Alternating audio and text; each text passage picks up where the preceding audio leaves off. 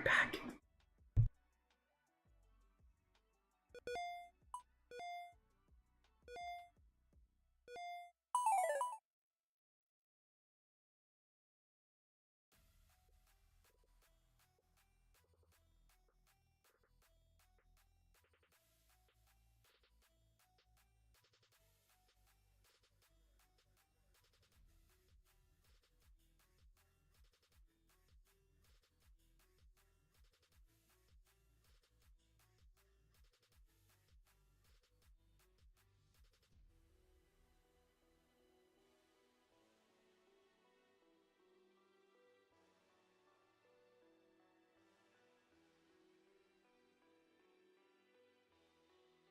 La da dee, la da da doo.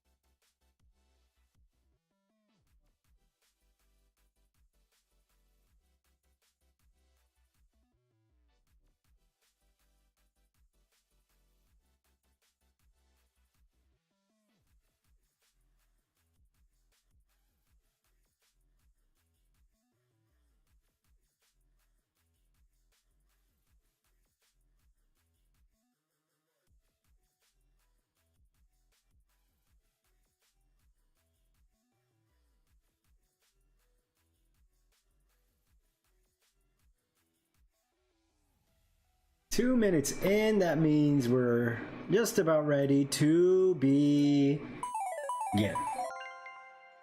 Hello and welcome to today's stream. I'm Professor Bodhi, aka Mr. Bonny John. I hope you guys are doing well today. Thank you for joining me. Hello, Alex and Dingus. They've made it here today for our stream where we're going to be working on the KELPIE for my Monster Tamer concept project known as POTEMPO.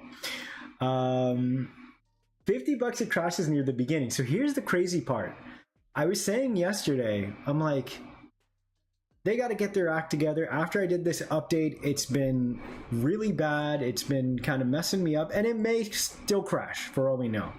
However, I did notice that today there was an update. So maybe they realized there was a lot of shenanigans and, there was some sort of bug or glitch or some sort of, something funky in that update. And so it updated itself, and I'm hoping maybe it'll be back to normal. It's been kind of annoying. So hopefully that's not what'll happen today. But yes, welcome to today's stream. I have, gang, made some incredible progress. I don't know if I want to reveal every single POTEMPO, but I have made a list. It took me hours last night and then today as well. And I'm leaving up these owlbear POTEMPOs for you guys to look over. And I have some major updates as far as the direction or the way I'm kind of treating my compendium or dex or library of mons, which of course now is known as POTEMPO. So for starters, that mythical class, that'll still remain in the game, and then those will be POTEMPO again that you befriend, that you summon, right? And I get a lot of messages from chat wondering, or asking if so-and-so concept is going to be a mythical, right? And truth be told, in reality, there's not that many legendary or mythical Pokemon per game, right? In Pokemon, for example. I'm not sure how Digimon treats legendary creatures, but there shouldn't be too many, and that's kind of where I'm at. So now part of me wonders if I should hold off on working. Hello, Gabby, welcome in. Part of me wonders if I should hold off on maybe designing legendaries on screen. I have two like box legendary kind of characters. I have a potential third god legendary, kind of like a trio type of thing, right? An homage. I've got 4 that represent kind of like the quartet of the region. And then all I will say is a potential mythical or fable. Still trying to figure all that stuff out. That might be potentially a man-made POTEMPO in homage to, say, like a Mewtwo. Of the 4 roaming legendaries, they are of Indian origin, like as far as animal inspiration. As I was saying, I wanted to kind of make this sort of a India-based region, right?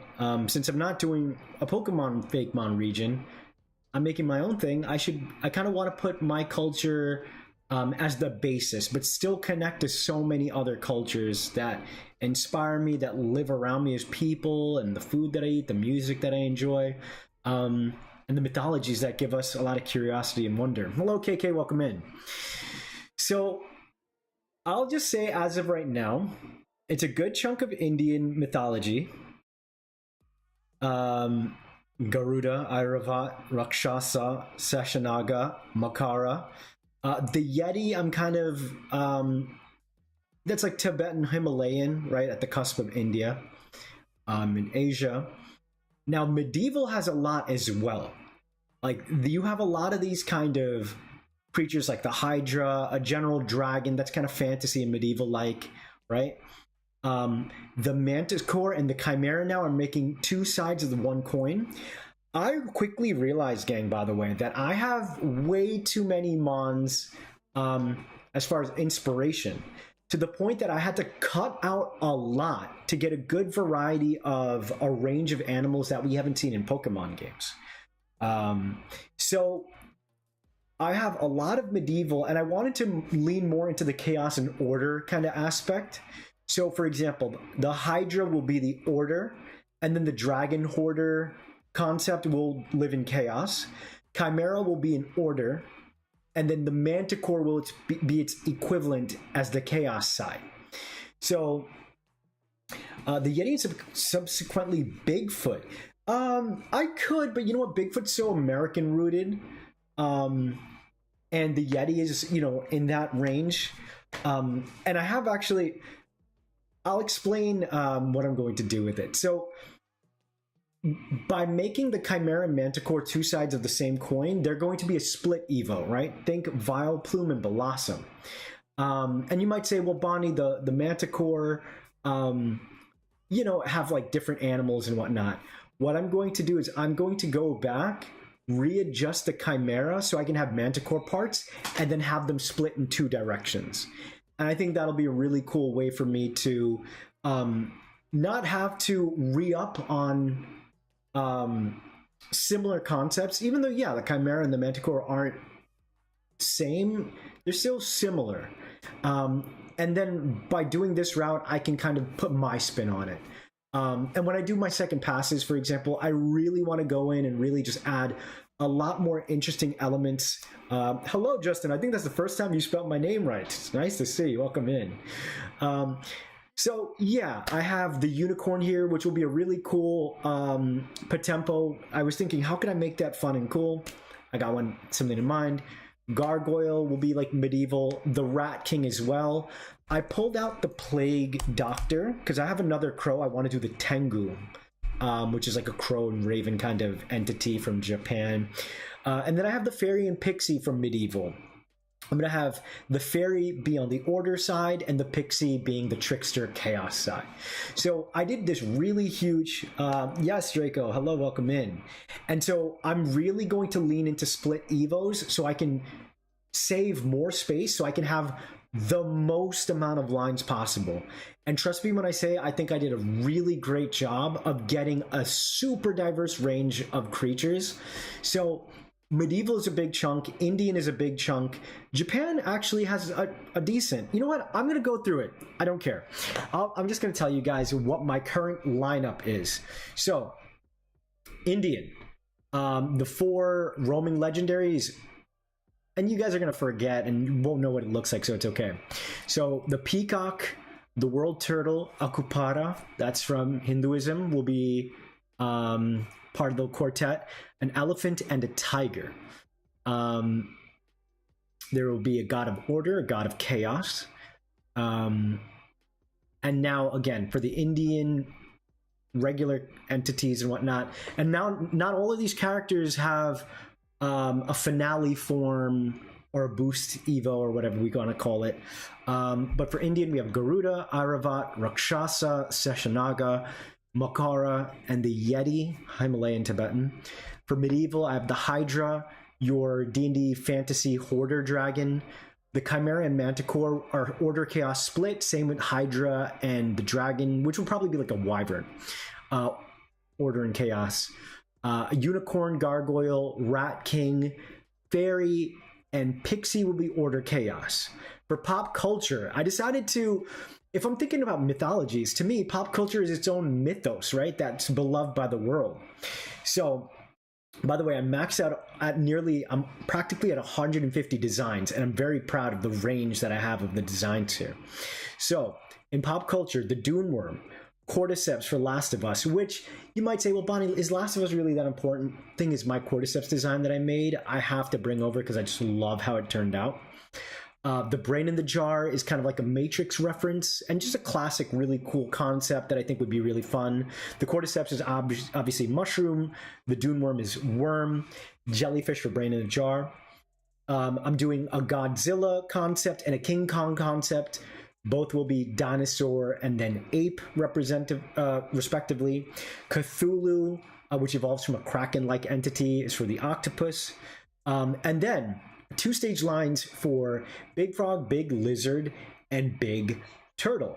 What that means is it's only 2-stage. That's my homage as far as pop culture for Frog, Lizard, Turtle for the Pokemon starters. They're not going to have boost evos. They'll just be kind of cute animals that live in the world. Dalek POTEMPO, I would love that, but no, I don't have any space for it.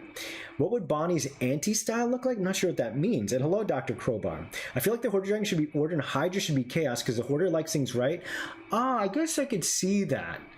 The way I was thinking that was, I kind of like that.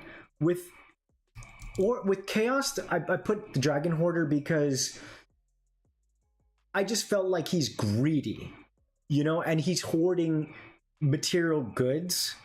And then with the Hydra element, with the heads needing to live together, there's kind of an order and structure to it. I'll, sit down and really think about it. And at the end of the day, the design will really keep those things in line. So, but thank you for sharing that. I agree with you too, Alex. So those are my pop culture section. In Japan, I'm going to be doing the Baku because I just want to do Hypno better. I'm going to be doing the Tengu. I'm going to do a split Evo in the Japan section with the Komainu/Shisha, which are the Stone Lion dogs, for order. And then the Ninetales, the QB, will represent chaos. Potempzilla versus Kongtempo, love that. Anti-style is basically your art style, but what is the way opposite? Yeah, I don't know. You guys tell me, right? And then a 2-stage line of the Japanese mythological concept of the Namazu, which is that catfish that would make earthquakes. And I think that's going to be just I don't love Wish Cash, but I think I can make a really cool catfish kind of entity. And that's what I'm trying to do with this lineup of designs. I really have a great range of different animals here. I'm really proud of, I have a horse here, right? I have a bat, a rat, dragonfly, hornet, mushroom, jellyfish, dinosaur, ape, octopus, frog, lizard. There isn't a lot of overlap. There's going to be some naturally, but I want that diversity, not just in the mythology and the inspiration culturally, but of the animals, right? Fox, catfish. Going into Greek, we have the Minotaur for the bull, Medusa, which will evolve from a lamia, that's the snake. And then Order and Chaos split in Greek will be the Harpy and Arachne. So the Harpy is a bird woman. She will be Chaos. And then Arachne was the protagonist, who was a spider woman. That, I know that's a little random, but I'm not explicitly creating exact Harpies, exact Arachnes, exact Godzillas, exact Cubies. It's my takes on it, right? So it's going to be really cool. For African mythologies of the entire continent, right? I have just various points of reference. I have 4. There's this really awesome concept of the hyena. I don't exactly know how to pronounce the name. I'm not going to try, but that's the first one. A 2-stage line that's based on a bat called the Popo Bawa. Cute, just one from Zanzibar. A Xhosa inspired creature called the Impundulu, which is an electric thunderbird kind of thing. I want to make it a vulture because I don't have a vulture in my game yet. And then this really cool beast from South Africa called the Grootslang, which is like an elephant snake kind of thing. For Chinese mythology, I only have 3, but they're powerhouses. Ready? You have the Bixi, which is a turtle dragon. My freaking Bowser dragon gets to come back into this game. The Kirin, which is a horse dragon kind of entity. So I'm going to make it like a deer, horse, Kirin. And then the Phoenix. And I'm going to be basing it off of a creature, a beautiful Chinese bird called the golden pheasant. So, Egyptian. 3 in that realm. The Sphinx and the Griffin, this is perfect. Chaos and order. So the Griffin will be the order, right? The king of the lions. And the Sphinx will be chaos, because the Sphinx uses riddles to kind of sow deceit. And they both have lions and eagles involved in their designs. Well, actually, the Sphinx doesn't have an eagle, I don't think. But it'll be really cool because they actually feel more closely related. So I like to be able to have that split there. The third entity will be a traditional bug kind of entity, paying homage with the larvae cocoon element that like Pokemon has done, right? So it'll be a larvae, a mummy cocoon, and unwrapped will be the scarab kind of entity based off the Egyptian Kefri. I also realized, I didn't have as many Polynesian as well as like indigenous concepts, but with indigenous it's very tricky because there are some cultures that are closed off. You guys know I have the Aklut, which is the orca whale. I'm going to personify water as a whole and turn a sea wave into a manta ray to represent Polynesian culture. And then I kind of want to do the moai heads, and maybe use crabs, like stone crabs, to kind of like create these giant heads, kind of like inspired by that Japanese concept of oni that were on the face of crabs. So as far as South American / Mexican, I'm going to use the carbuncle and the chipotle, which are these cool crocodile ones. I have a really cool gharial concept for one of my Indian mythology creatures, because the gharial is such a beautiful and unique looking crocodilian or alligator kind of form. For D&D, I have the slime, and I'm going to evolve into the gelatinous cube, a proper one. I was thinking I could do gelatinous cube into a jelly beholder, which was something I'd pitched before. I may or may not do that. We'll see if it works. And then we have the owlbear. As far as the Americas, and I don't even know if it's truly Americas, I have the swamp thing here, but I don't know if I can land a swamp thing. I'm having trouble thinking of what I could make it. I was thinking it could be a frog and then have it covered in moss, and then finally it's like a giant moss kind of thing. You guys have any ideas? Let me know. And then coming near the end, and mind you, this is 150 creatures, so it sounds like I went through it quickly. There's a lot of designs I have to go through that has a beautiful range, right? This is going to be cool. A fish that evolves into a seal, aka like a selkie, and then a split for a mermaid and a siren. The mermaid will be order, based on a koi and a beta, and then siren will be chaos, based on an anglerfish, I think is the angle I want to go. Then I have today, which is the seahorse pony, into the KELPIE, which is Irish. And then I try to fit these guys in Norse mythos. I haven't had a single object mon. And I think Gungnir from the Norse mythology would be really cool because it's kind of like this legendary spear that's based off of a branch. So I could see a fun through line of like the world tree's branch eventually becoming the sharpest blade. And it's like an entity, you know? And then I love boars. I think they're really cool animals. If you guys know any cool boar mythological concepts, I found one called Gullinbursti, which is from Norse mythology. Again, I was missing Norse. It's like this golden boar that I think I can make a really cool design out of. If you guys know any other major things that you feel like deserves a spot here, let me know. Here are ones that I've passed on that I think I would love to do, but again, I don't mind saving for future concepts. I have the Tarask, Frog Prince, Baba Yaga, Water Leper, Sleipnir, which would be Norse, Fenrir, Cerberus, Giant Anansi, Rainbow Fish, Timingala, Succubus, the Kappa, Oni, Sunkawa, I think it's called, the Thunderbird from Native American mythology, Ushioni from Japan, Mexican Chupacabra, Cyclops, Banshee from Ireland, Centaur, Scarecrow, Behemoth, Leviathan, Golem, Basilisk, Cockatrice, Reaper Angel, Jiangxi, Calabrihe, I think they're called, Vampires, a Pinhead reference, Frankenstein, Werewolf, Ghoul, Zombie, Scarecrow, Clown, Mummy, Werewolf, Alien, Loch Ness, Jack-o'-lantern, Scarab, oh, I have Scarab, Mothman, Krampus, and like a Plague Doctor. I had to forego concepts like D&D concepts, generic crystal, rock, mountain, carnivores, plant monsters, tree monsters. Again, maybe these are things I can add in the future, but I genuinely think I got a really incredible set of the major hitters, getting animals and mythology, having that even keel. So, what do we think? Let me catch up here. Woo, Brute Slang, and yay, Bowserker. Hell yeah. Surprised you didn't use Anubis yet. Omit as an option for POTEMPO. Like I said, I hit a max. So there's plenty that I haven't, that I considered, that I just don't have space for. We really don't have mystical creatures in America that I've noticed. Yeah, not a lot of, as I mentioned, I don't have a lot in America just because a lot of it is indigenous. And again, I want to be careful in respecting those closed tribes and cultures. There's other types of sphinxes, the cryo-sphinx, goat-headed sphinx. Oh, very cool. Swamp Thing is more of a classical horror like Dracula and whatnot. That's true. I like the idea of the Swamp Thing because it's a fun concept as far as getting a natural kind of entity, right?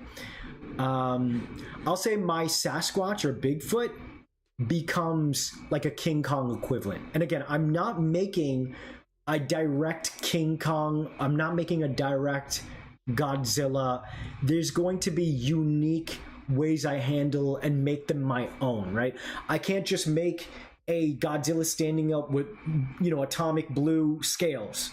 That's literally Godzilla. How do I make it my take where it's like, oh, I see Godzilla in its spirit.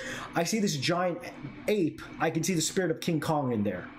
That's what I'm trying to do. America's Jersey Devil, Mothman, Uktena, Mishipishu, Underwater Panther, etc. And a sphinx with a hawk head and lion body called the Hyraco Sphinx. That sounds like the griffin. There's a born in Greek mythology. What does that like? Hello, Alex. Rek. And hi, Alex, again, too. You get these famous objects in history for object mons. Excalibur, Mjolnir. Yeah, that's a great point. I could actually even do, like, Mjolnir becoming Excalibur, becoming Gungnir or something. You know what I mean? Like, some fun stuff like that. There's a flying boar from Greek myth. It's one of the brothers of the Pegasus. I think Pegasus already got that unlocked, so I want to let Pegasus cook and do its thing. But yeah, if you have anything cool, let me know. How about the sea boar, sea swine? What is that like? I'm not against that at all. Sea boar, sea swine. I think you mentioned that to me yesterday. Skunk Ape, it's like Smelly Bigfoot, another American one. Nice. Actually, you know what? That could be a cute one to start the line. I could make it like a skunk, a cute skunk, and then it becomes Sasquatch, and then it becomes King Kong. And it's the line of like ape-like entities, right? Becoming a giant ape. Godzilla, but his dorsal plates look like gravestones. I think that's too Pokemon-like, right? Making it like kind of an object. I have a really cool idea for it, and you guys will see on the day I do the Godzilla on stream. It's gonna be freaking sick. You know, think like bioluminescent is the kind of wave I'm trying to go for Godzilla, just to kind of get the vibe.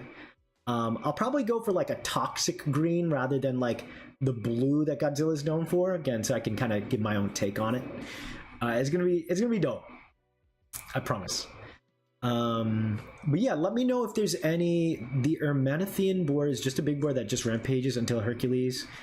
Not super inspiring, but thank you. Let me put Skunk Ape over, because then I can, you know, even King Kong is American, right? I think. Pop culture. So, for example, for Godzilla, I have the Gila monster becoming something in the middle, and then Godzilla. And now for King Kong, I have a skunk ape, then Sasquatch, then King Kong. Technically, the U.S. is a young country. Yeah, exactly. I think we're too modern. Yeah, which is why I wanted to use potentially concepts like more things like Mothman, the Jersey Devil, Americana kind of stuff. Even an alien, I would have loved to do an alien for pop culture. But I think I can get away with my aliens as far as my gods, because I want to make them so, you know, especially the first three. The US has a bunch of interesting stuff, mainly cryptid sightings. Yeah. Again, I really want to get Mothman in there. Like, if I could get Mothman in, that'd be so sick. He's a really fun design. Trophy drew the skunk ape when I was literally a sad gorilla. Aw. There's a yokai called Honengyo. Oh, is there? I could potentially look that up on the day of. Honengyo. But yeah, King Kong's American, I'm pretty sure. But you guys ready to get started for today's stream? I have an idea of what I want to do. The image for the sea boar I'm mostly seeing in Wikipedia does not have a reliable. Dang. If it's I want to go for, again, for this first concept / game, I want to go for among the most of each type of creature that I'm doing, right? For example, for a cobra, I want to do Seshanaga from India, right? For snake in itself, I want to do Medusa and Gorgons, Lamia. I want to see if I can get the pinnacle of those particular creatures. And, you know, you could argue, like, certain things I will go out of my way to, like, you know, adjust just a little bit. But that's for the diversity in animal choice, right? For example, I want a horse. Rather than doing Sleipnir, I want to do a unicorn, because unicorn is, you know, far more popular than Sleipnir, right? For rats, right? There are a bunch of different rats, but I like the concept of Rat King as far as mythology to make it the focus of mine, right? Kraken is there, actually. I don't know if I mentioned it or not, but it will be the second stage, and then when it bursts, it goes into Cthulhu. King Kong's American, yeah. Pop culture characters kind of like the US. Yeah, that's true, Dingus. We have Dune there. We have Cordyceps, which is like the Last of Us stuff. The Brain in the Jar, I'm doing as like a Matrix. Although you could say that's actually, I would say that's more philosophical. I don't know who said it. Maybe a European scholar or something, or philosopher. Godzilla would be Japanese. So are the Pokemon references. King Kong is American. And Cthulhu is American through H.P. Lovecraft, well-known racist.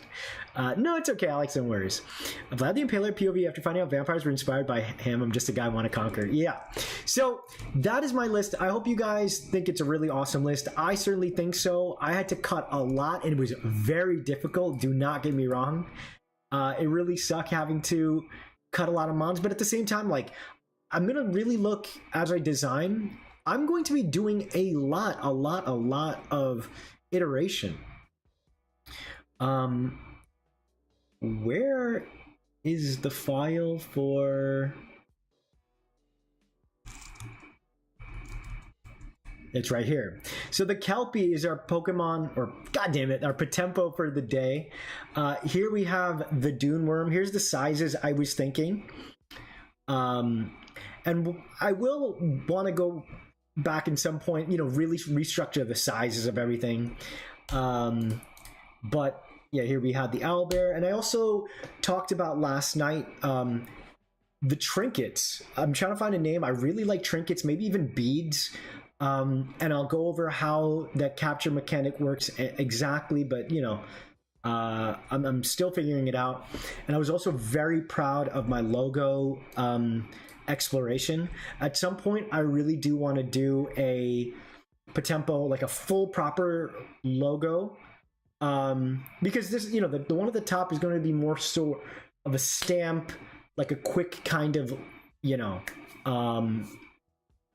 name, and that's that, right? Will King Kong have abs? So he won't be King Kong. I don't know. I'm going to make him based off of a really cool, maybe like a mandrill. A giant mandrill would be really cool, right? A King Kong referenced creature isn't going to be anything insane. It's going to be like Donkey Kong or King Kong, just a giant, powerful ape. What if you did a video after you finished doing the design for all the Potempo, discovering what if Pokemon characters have Potempo? I feel like I'd rather. I suspect when I formally finish Potempo, I think I'm going to stop doing Pokemon content. It feels like a betrayal to my own franchise. I would say that, never say never. I love Pokemon. I'll be playing Generation 20 when I'm like 100 years old, right? But at the end of the day, I should be a proponent of my own series, right? Anyway, the Kelpie, Water Haunts. Welcome in, Saga. How are you? Does Dralgi now count as a Kelpie? Maybe. If now you guys, the fans or whatnot, wanted to be like, yo, I love Potempo, I love Pokemon, I want to do a video, and share it with me like Bonnie, I think Ash would have these Potempo. Cool. But anyway, let's get started on today's design. It's already, quite some time in. I'm going to read to you guys the description, and then I'll talk about the direction I have in mind. So, a Kelpie, or a water Kelpie, from the Scottish Gaelic, Eich, is a shape-shifting spirit inhabiting Loch Ness monster, right, in Irish and Scottish folklore. It is usually described as a gray or white horse-like creature, able to adopt human form. Some accounts state that the Kelpie retains its hooves when appearing as a human, leading to its association with the Christian idea of Satan, as alluded by Robert Burns in his 1786 poem, Address to the Devil. Almost every sizable body of water in Scotland has an associated Kelpie story, but the most extensively reported is that of Loch Ness. The Kelpie has counterparts across the world, such as the Germanic Nixie, the Weehwin of Central America, and the Australian Bunyip. God, I did an awful accent. The origins of narratives about the creature are unclear, but the practical purposes of keeping children away from dangerous stretches of water and warning young women to be wary of handsome strangers has been noted in secondary literature. Kelpies have been portrayed in their various forms in art and literature, including two 30-meter high, 100-foot steel sculptures. The Kelpies, completed in October 2013 in Falkirk. Etymology. The etymology of the Scots words Kelpie is uncertain, but it may be derived from the Gaelic Calfar, Calpeak, meaning heifer or colt. The first recorded use of the term to describe a mythological creature, then spelt Kelpie, appears in the manuscript of an ode by William Collins, composed sometime before 1759 and reproduced in the Transactions of the Royal Society of Edinburgh of 1788. The place names Kelpie Hole and Kelpie Hool are reported in a dictionary of the older Scottish tongue as appearing in the 1674 Burgh records for Kirkcudbright. All right, here we go. This is what we need to see. Steve Irwin and Potempo. If Godzilla Potempo is not going to be mythic, I can definitely see it being Will to Fable. Sorry, it's going to be a stubborn Godzilla fan, but here's the thing. I still don't know what Wilted Fable means exactly. I don't know what Mythic entirely means. But at the end of the day, just because they're popular pop culture characters doesn't mean I want to give them the highest status of gods in the world. In fact, I'll just say outright, why would I pretend? I already know who the... Hold on, let me see how many legendaries I've got. I already know who my legendaries are. And every creature that does get a boost form is considered very powerful one way or another, right? The kind of filler mon that live in the overworld, those are the creatures that have like two stages. So we have 1, 2, 3, 4, 8 mythical. I guess I would say 3 mythical,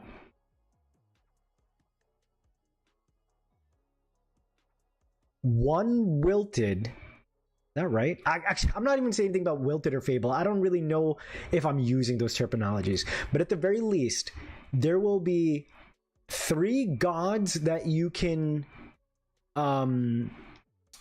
summon, and then there will be like, those are like higher tier gods, and then there's going to be 4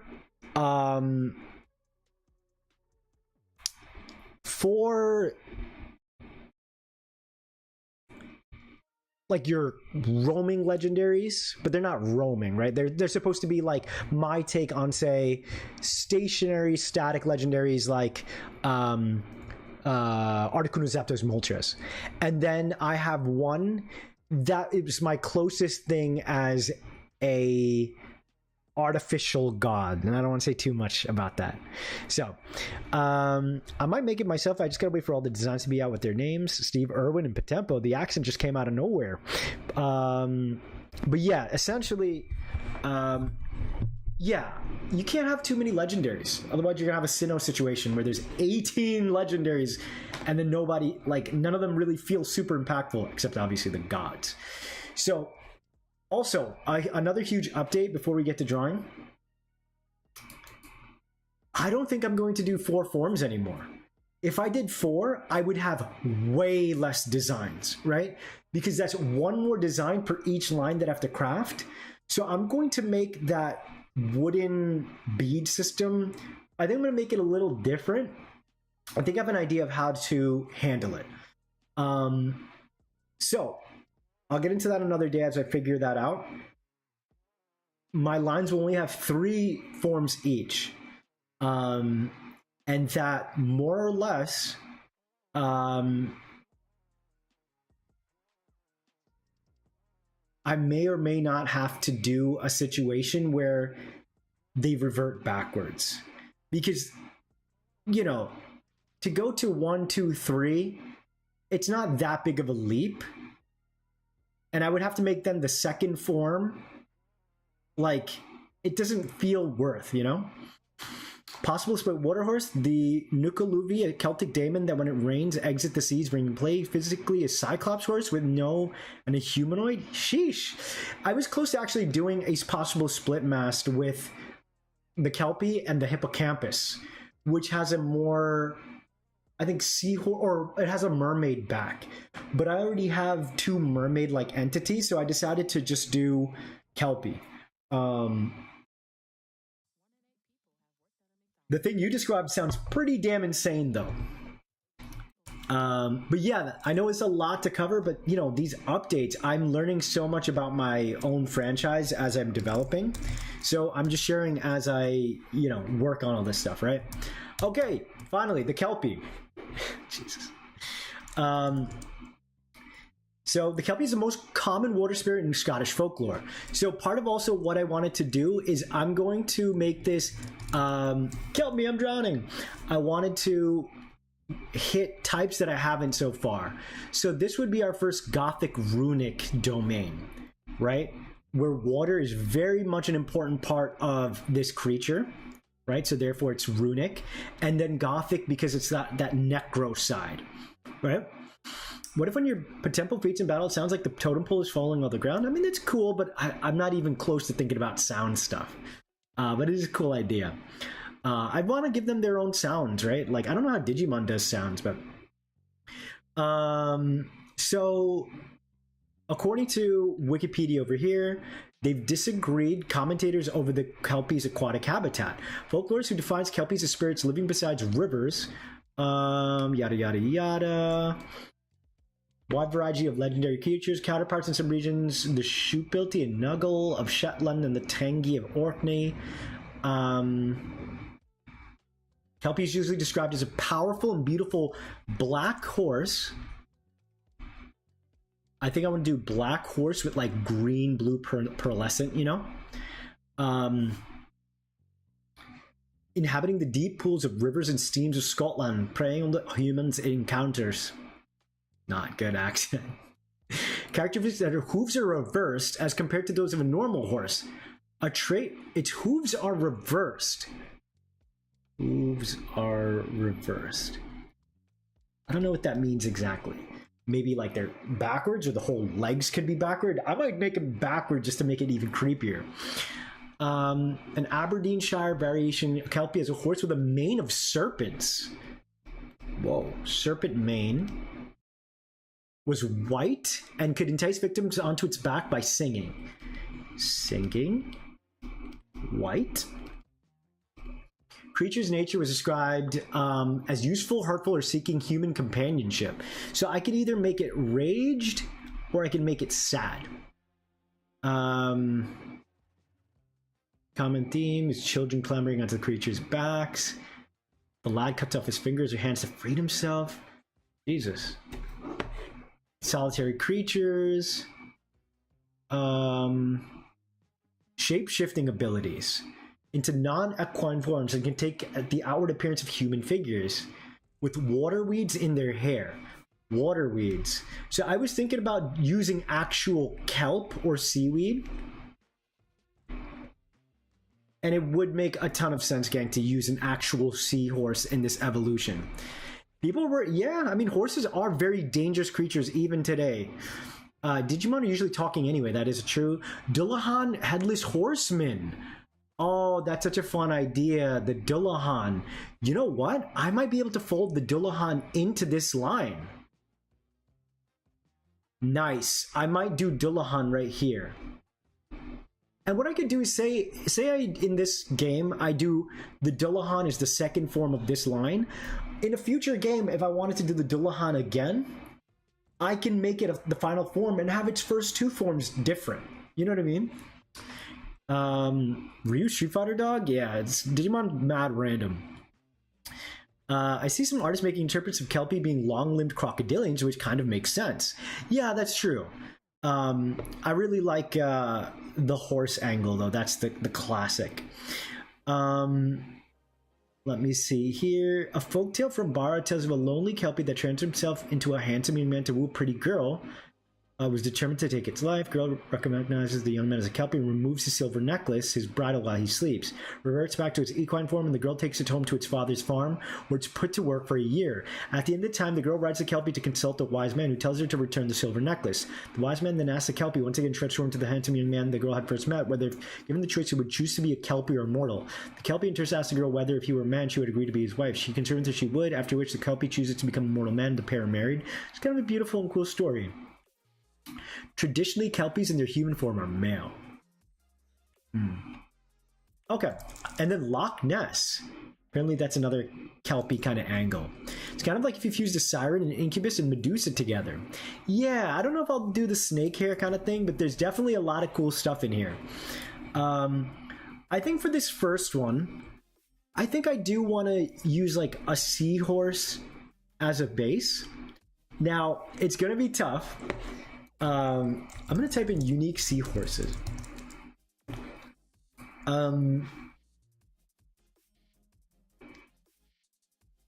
So, at the end of the day, yeah, it's going to be hard to not make my seahorse entirely similar to Horsey, right? So, let's see if we can do that. I'm looking at a bunch of these seahorses.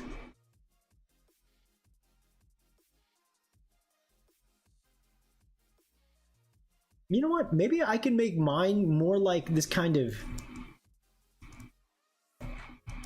I can maybe add like the KELPIE kind of elements early on. Meaning, let's say...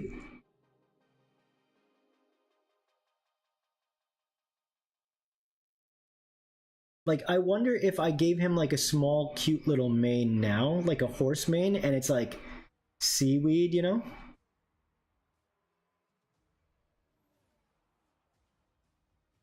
That's kind of cute.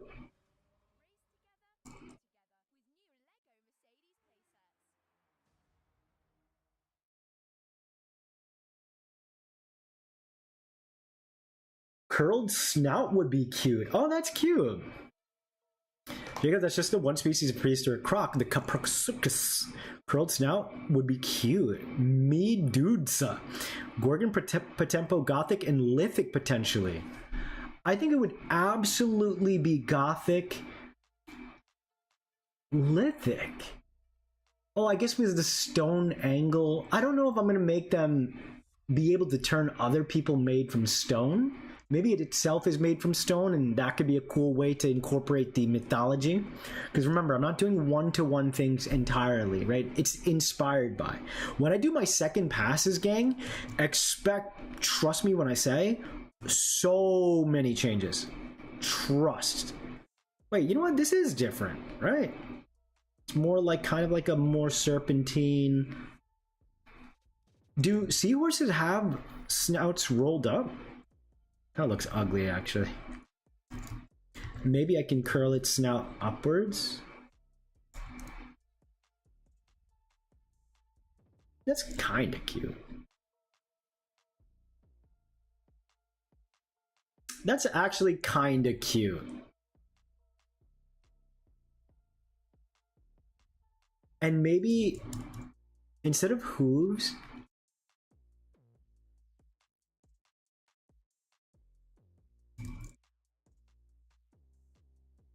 made a basilisk as a starter Pokemon that I would evolve. That's fire. That is absolute fire. Beast, Dino, Crocodile. Seahorses have it rough. They don't have stomachs, so they have to constantly eat while growing up. Poor babies. Or do you mean throwing up? I'm seeing some really cool seahorses here, gang. So I could do... Okay, let me look up Horsey real quick.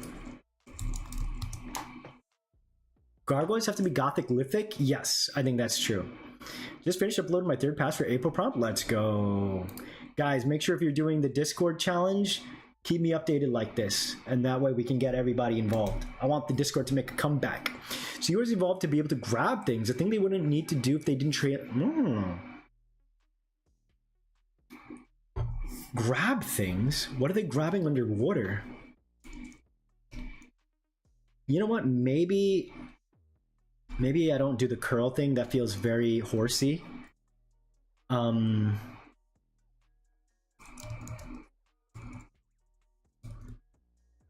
let me do something like that. Ooh, you know what? It could be cool if maybe its eyes are like slightly covered. Only 2 out of 200 seahorses from the same batch of eggs survived to... wow.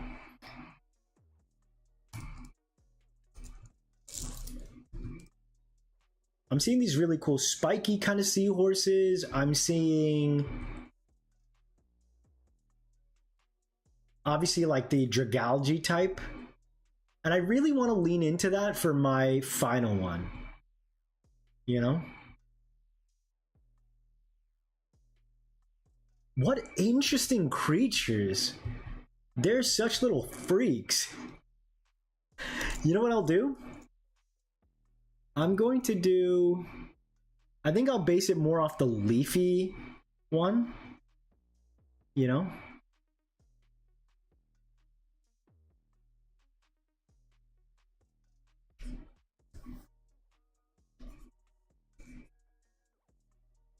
The leafy guy is pretty cool.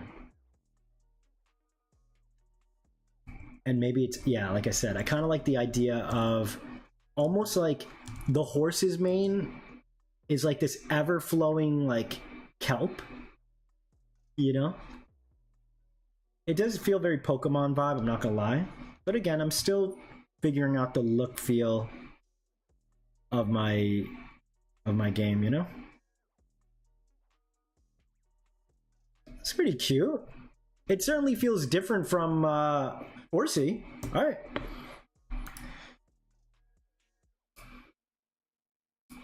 What do we think, chat? Bonnie cyberbullying seahorses? Damn right. Coral to not fly when currents that they could just swim, though if they had fins. Kelpies are handsome men. They would be less of a seahorse, more of a sea stallion. I could also look at sea dragons. Oh, yeah, that's right. Maybe this is either a random trade or gift POTEMPO somebody gives you in a random town? I haven't even thought about random or gift POTEMPO. I mean, why specifically that? I'm curious to hear.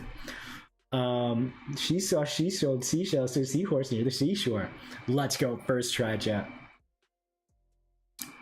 Let me know what y'all think about this design. Let me look up sea dragons. That'd be kind of tight to make a sea dragon.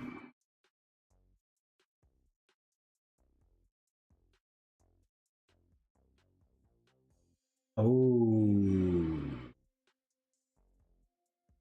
So I'm seeing sea dragons, and they mostly look, yeah, those. I think I had inspired my design based off sea dragons, to be honest. Why haven't I seen a fantasy ancestry based on Kelpie? There are multiple aquatic human ancestries, but I've seen any. I might need to do that myself. There you go. I think Murlocs are just kind of like these generic fish kind of dudes, you know? So here we have a seahorse. Now, for the second line, on one hand, part of me wonders if maybe, because again, you guys know that I like to do, I don't want to say random, but like really create big jumps between the lines. So I'm gonna look up the Dullahan real quick, because that's also Irish folklore, which is a nice twist. Oh wait, the Dullahan is the headless horseman.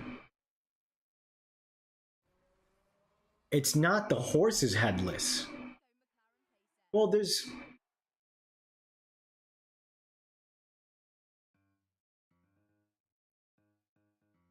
Crap, so Dullahan won't entirely work. Huh, what do I do for the middle form? I mean, I could do a... It just becomes a regular kind of horse. And then... Oh, you know what I'll do? I'll do the hippocampus for this one. And then it becomes the Kelpie. You know, because the Kelpie has like the full...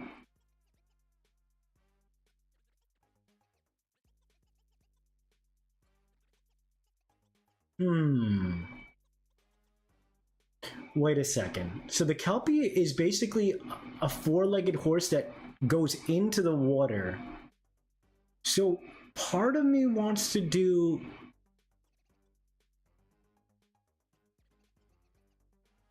What if it was horse to Kelpie to hippocampus?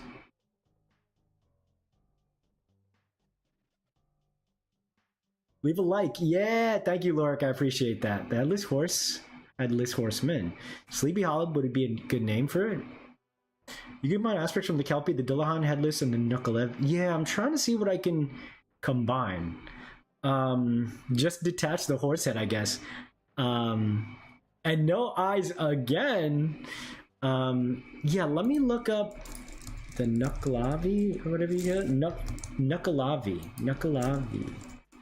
Which is from is an Orcadian demon. What is Orcadian? Oh nah, this thing is too much. Ugh.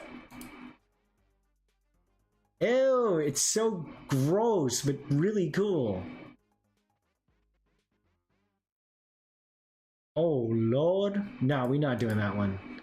That's called Nightmares Forever. All right, I'm struggling. I'm wondering, maybe. So, okay, let me make.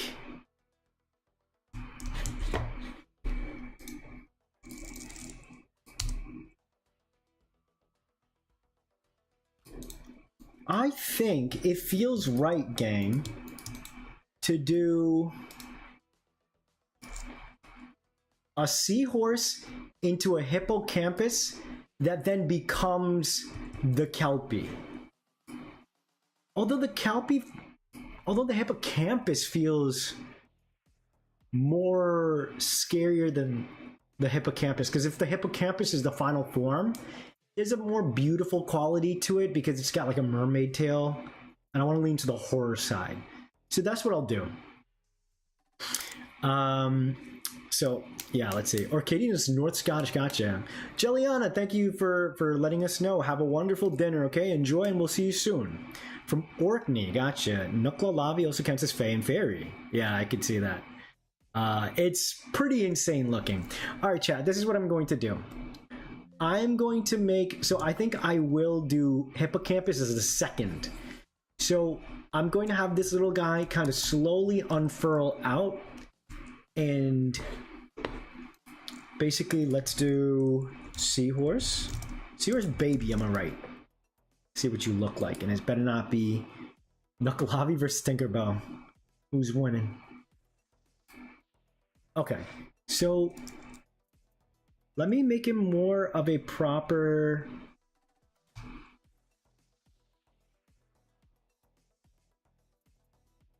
I mean, I'm really not going to be able to super duper get away from Horsey, but you know what? We're balling, gang. All right, when the people, you know, come at me in the future, this guy's making it, this is thing, he thinks it's unique and it's like Pokemon, you guys say, no, he's doing his best, dang it. All right, I mean, this is pretty cute. He still feels like he's got his own vibe, right? He's still vibing.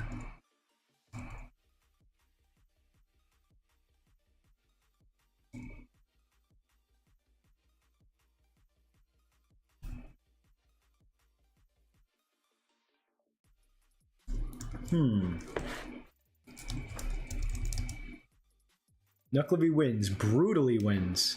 Epic drop battles of history. Sea-boy bees are called fries because there's sometimes people. Jesus. Okay, so let's leave it like this.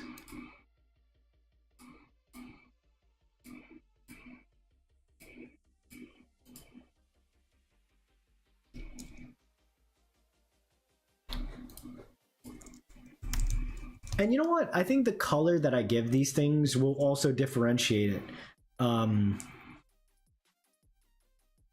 So yeah, kelp is just going to be this like seaweedy kind of thing anyway. So let's do something like that. In fact, I'm going to have more longer kelp, I think. Again, I'm kind of like a... Here, for whoever said no eyes, here's his eye right here. He looks like emo. So now he's got like kind of a horse's mane, you know?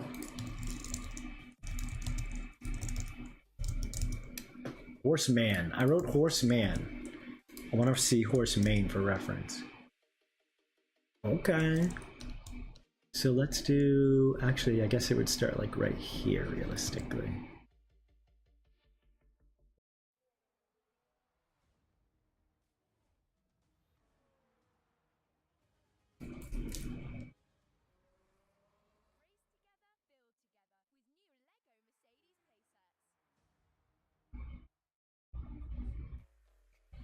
There's actually a Scottish movie I watched as a kid where a boy finds a baby Kelpie and raises it in secret. The Kelpie looked like Nessie, but with a horse face.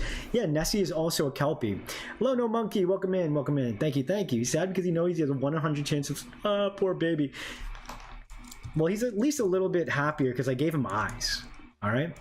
Yeah, that's true. At least it's a POTEMPO. It doesn't suffer the same fate. Exactly. I wouldn't be so cruel as to do that. Fun fact, French fries originated in Belgium, not France. I've known this, but it's always interesting. I wonder how it got its name. Chat, get to your detective work. Why is it called French fries if it's from Belgium? Belgium fries. All right, so here we go. This guy's looking pretty cute.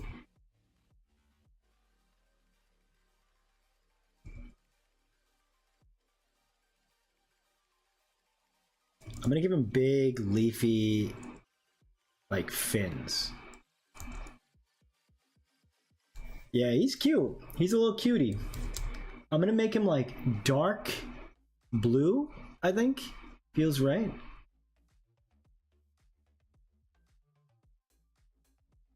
I'm gonna give him a little bit of hope in his design, you know? Like something like, no, you know what? Let me get it a little, something like that. And then a nice green, because the end form is gonna look insane. So again, gang, now that if, wait a second.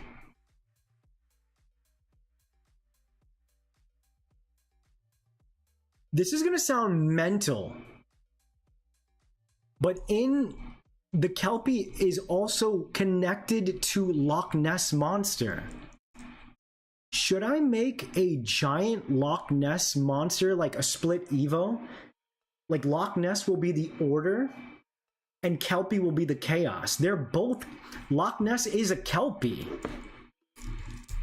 Loch Ness is a Kelpie? Question mark.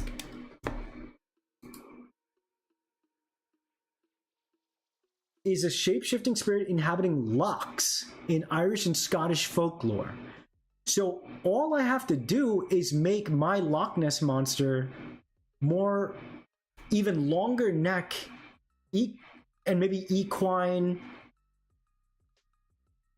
to some degree, obviously not entirely equine. I go maybe more, I don't want to say dinosaur, like how, you know what I mean? You think we should do it? Split Evo Nessie? Look at this. Look, in the Wikipedia, it says Loch Ness. Almost every sizable Scottish body of water is a Kelpie story associated, but the most widely reported is the Kelpie of Loch Ness. Several stories of mythical spirits and monsters are attached to the loch's vicinity. Dating back to the 6th century, reports of St. Columba defeating a monster on the banks of the River Ness. Ness is my main. The early 19th century Kelpie that haunted the woods and shares the shores of Loch Ness was tacked up with its own saddle and bridle.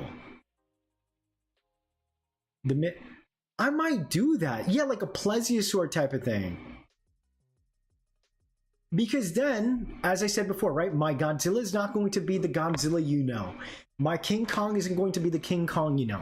My Dune Worm, as we saw yesterday, isn't the Dune Worm we know. So I could still make my own Kelpie Loch Ness a cool, like, plesiosaur seahorse type of thing. You know? No, Nessie has been cited to be like a plesiosaur type of thing, but it's technically in the loch still, right? I think we're gonna do that. I think that's what I want to do.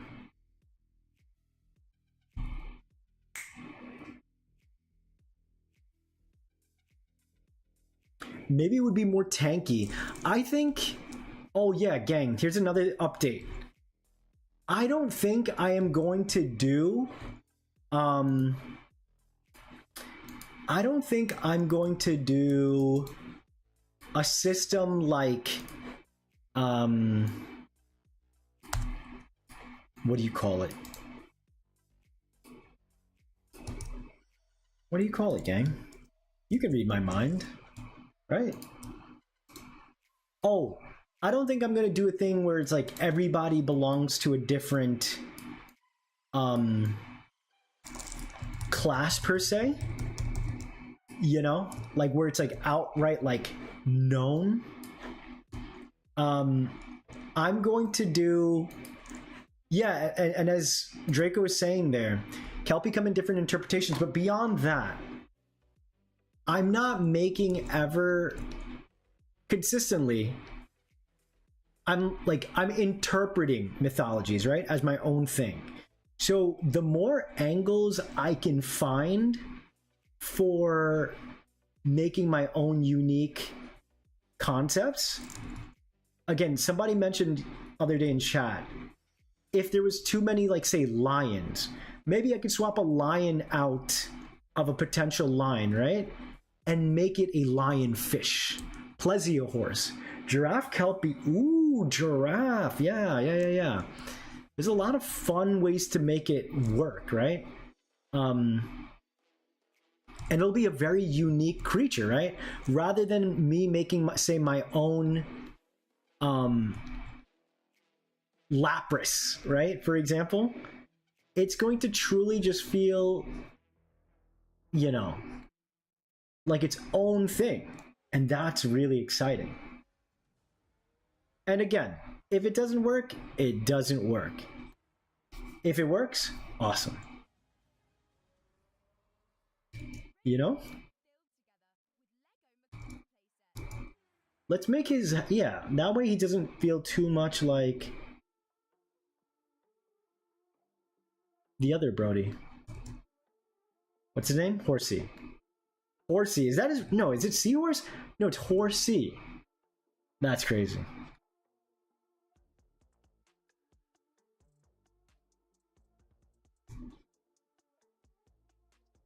I should have it come down,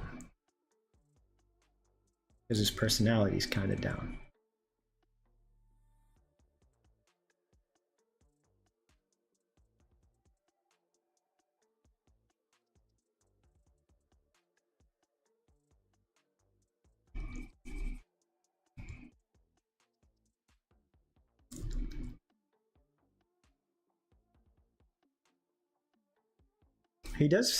He's pretty cute.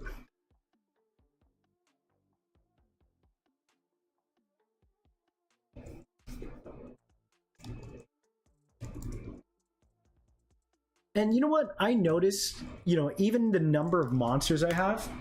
The other Brody, there's two. I always say Brody just to call things what I assume. It's Horsey, then Cedra, and finally Kingdra. I know, but when I was saying Horsey to my head, I'm like, that doesn't seem right.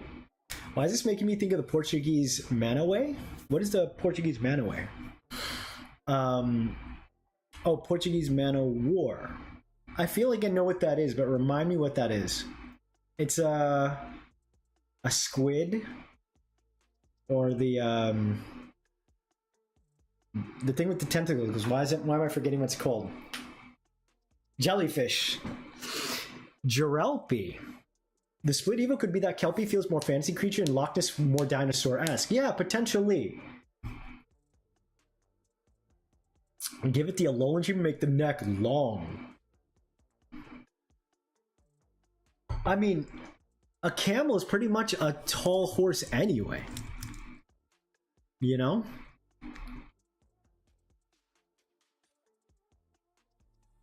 And let's say I don't do a traditional plesiosaur kind of Nessie.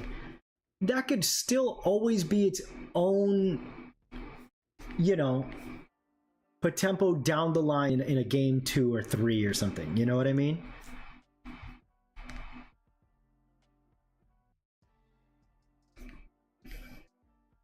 Chat, what do we think of this guy? Pretty cute, right?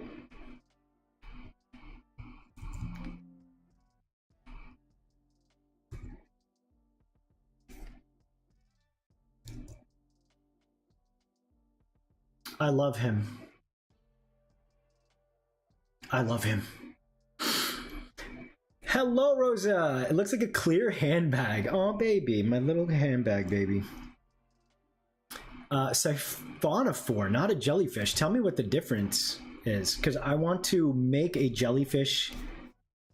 I think I mentioned how I want to adjust, you know, my slime concept. And, you know, I mentioned earlier, all 150, just about 150 decks for POTEMPO.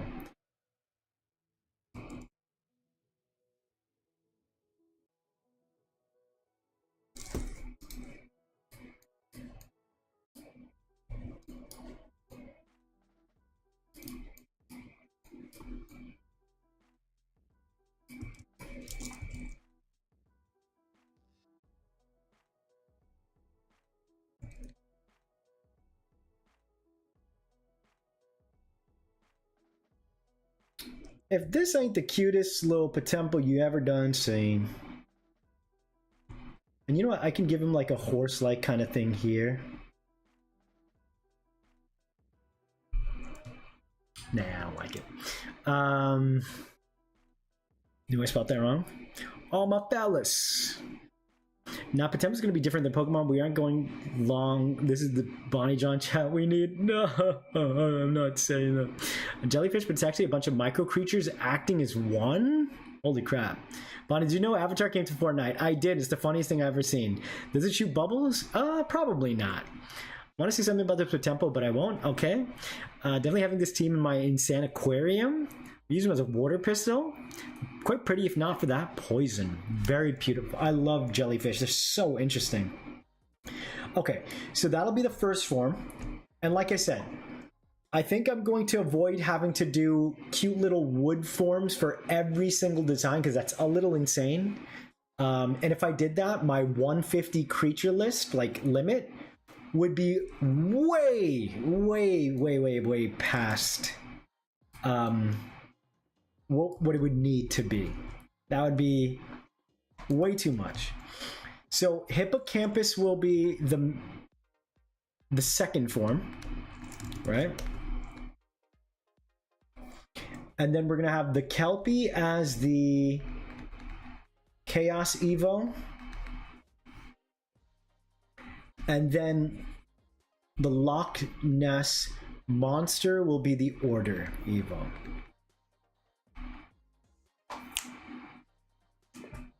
Okay, so now the hippocampus is pretty straightforward.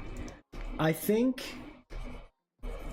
what I can do is I can evolve this guy.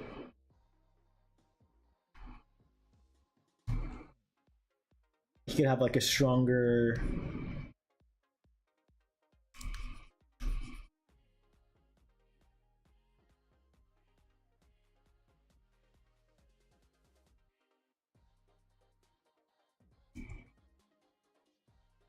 I don't know if I want to make him a horse just yet. Actually, in the spirit of Potempo... Oh no, yeah, actually... Yeah, these things have hooves anyway.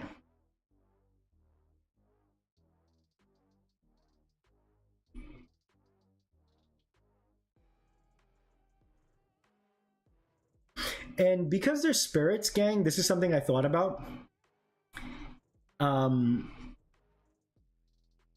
I could simply have it so that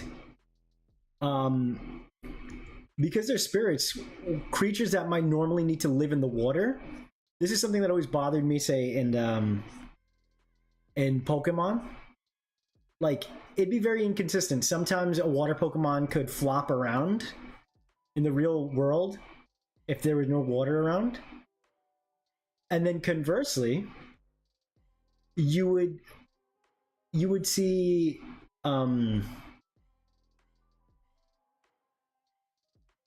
say like a Sea King be sent out in Pokemon Stadium and it's floating midair like a flying type. And so that kind of inconsistency always threw me off. Because it's like, what's the rules here? So if these guys are mostly spirits or special breed creature entity in the world, then they could get away with some shenanigans. Like, how is this water horse floating in the air? You know? I just experienced existential terror of finding a bone in it. Oh no, that sucks. I would... I know you're done with Pokemon designs, but what would you do to make a Furfrou evolution with the Bonnie Flare? I think what I would do, if I wanted to retroactively add evolution, I'd probably go for a Prevo. I think that's... I don't want to say easier, but like, I feel like Furfrou is just another Pokemon that deserves a Prevo form would just be really cute, and it could have like maybe, because it's like a junior fashion kind of character, it could have maybe only 3 hairstyles or something. But if I were to evolve one, I mean, I guess I would just make it even more grand, like maybe a little stronger stature, because poodles are actually really big dogs. So you could just evolve them to be just a little more grander. And then you would pretty much,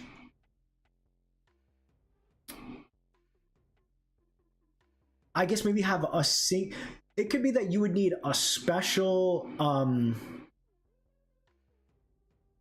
some sort of special hairstyle, and that would probably say trigger the evolution. I think that seems right, you know. This does feel more, I'm not gonna lie, this direction certainly feels a little more like a traditional Pokemon kind of evolution, but you know, maybe that's just how it's gotta be. We'll see.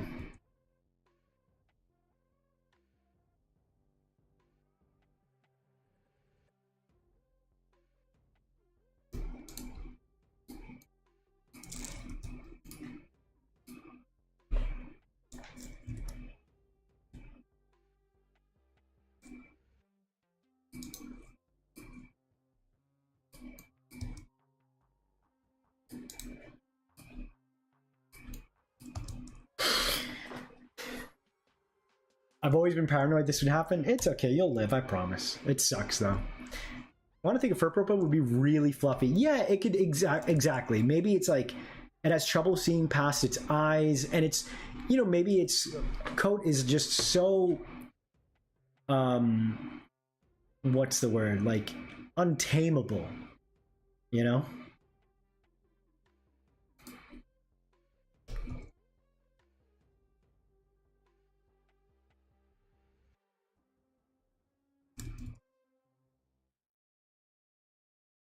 Maybe I can have the hooves kind of be webbed a little bit. Like they'd have like a webbed kind of shaping to them.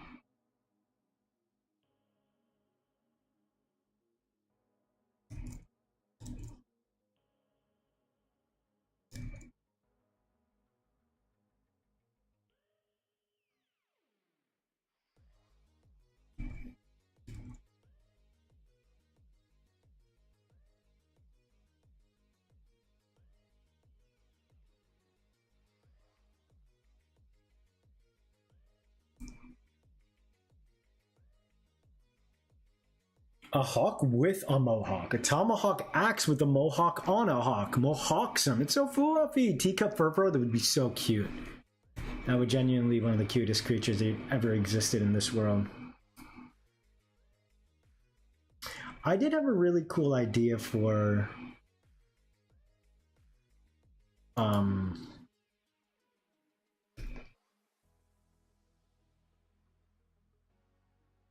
for a Loch Ness monster if I did want to do a more traditional kind of.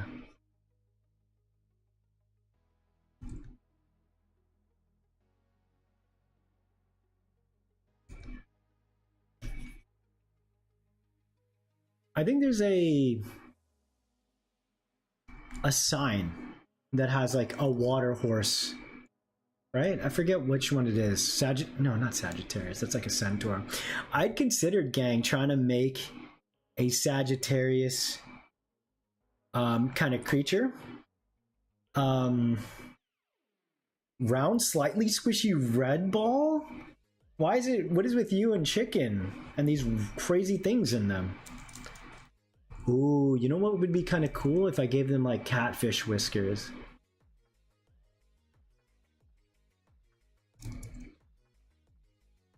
The proportions don't feel right for this creature, but you know, it's okay.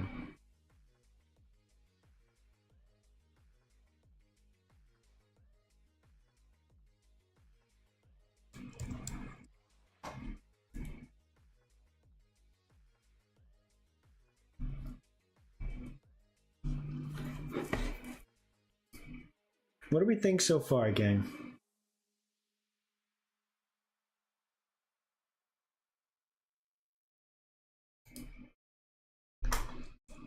Hawkeye playing hockey with a team of hawks with mohawks using tomahawks.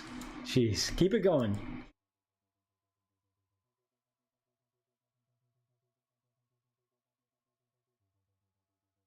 Yeah, okay, I think I needed that shape.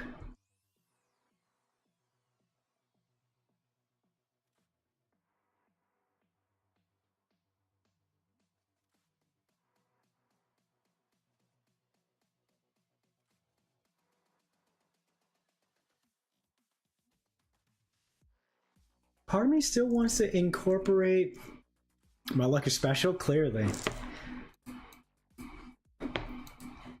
Let me...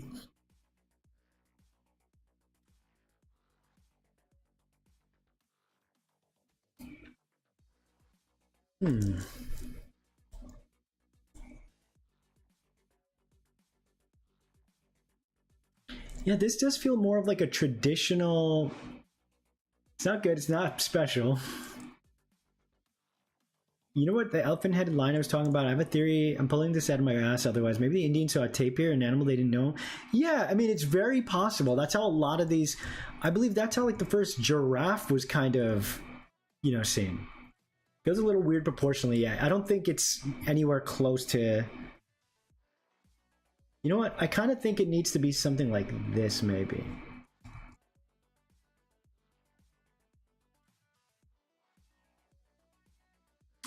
Does it need hooves, or could I still maybe make my case of the hippocampus more like continue the leafy sea dragon type of thing, and maybe he could have 4 legs as if he's like, yeah, maybe that's the play, and it's at least becoming a little more horse-like, you know. Maybe that's what I should do. Looking awesome, thank you. Face a bit matte, but you can work on that. This is reminding me of kittens, which I do want to put in my game. Awa is the name of a monstrous creature from South American mythology. First sons of Tao and Karan. It's one of the central Gorani, described as being a voracious sheep-like creature with a massive set. I'm not against adding a sheep, but I feel like that could probably be a middle form. So if I am creating something that is South American mythos, which, you know, I have a few, not a lot, then I think it's worth exploring for sure. You know what? That's what I'll do. Maybe the front legs can come back, but they end kind of like in nubs, you know? And then they like become the leafy dragon stems that the other form had. You see? Some freakily spindly legs can add a lot. Yeah, I'm trying to see. Because look, there's a horse shape happening here, but should still be a teenager, and so that the proportions are like kind of kicking my ass right now.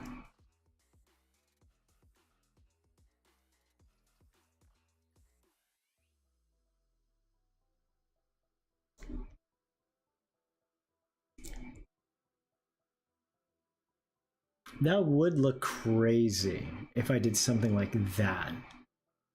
But I need it to be swimming. Some selective statues of mythological visible...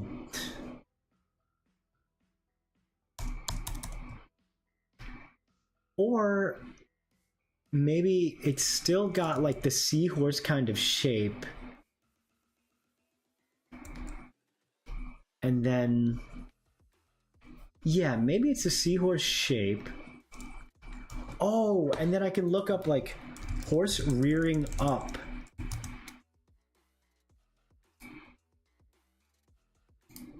Yeah, this should be able to help. Let me try this, chat.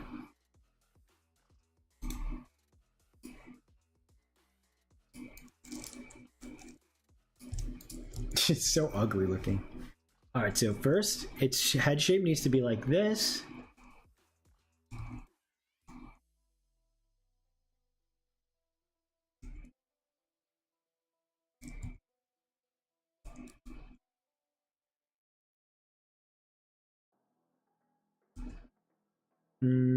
Okay, so then over here, I do, yeah, something like that. And then I'm looking at the...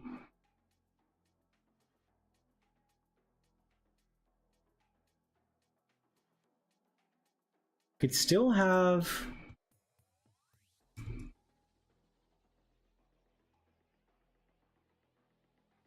Still have its...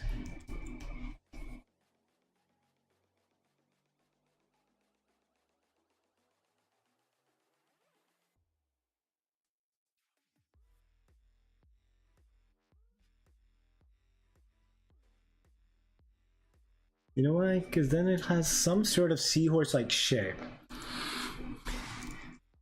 But I don't love this game.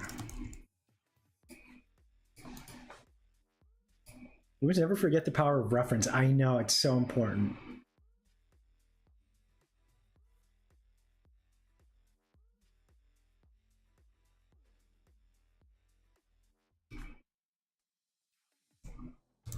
Maybe...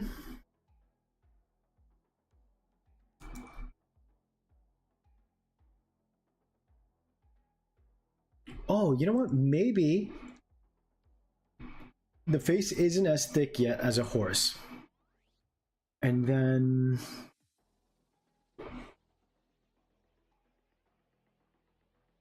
maybe a second kind of spine here in the back.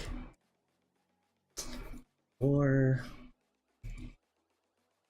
that just looks silly when it goes backwards.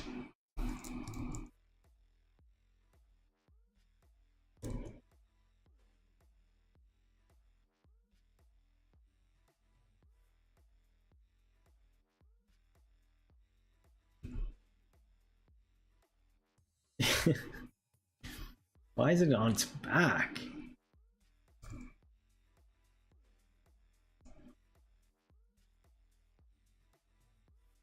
I didn't realize this guy would be so hard.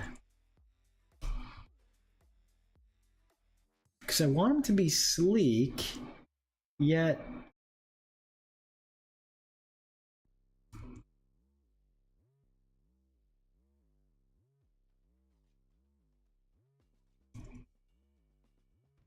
oh, you know what? That's kind of interesting. I think it might look the whole lower body here curled up nice and tight. I think you're right. But I feel like I'm onto something with this pose, potentially.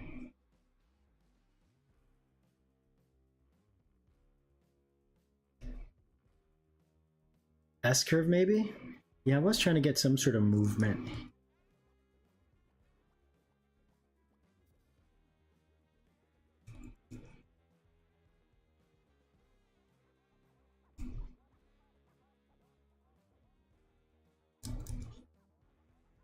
Oh, hold on. I like that shape.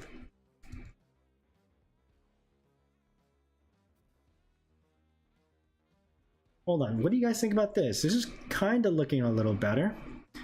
Also, you know what I should do, gang? Is... oh, hold on. I like this.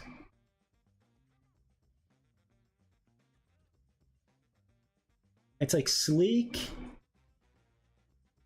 but you know, still got some movement. The neck feels thick.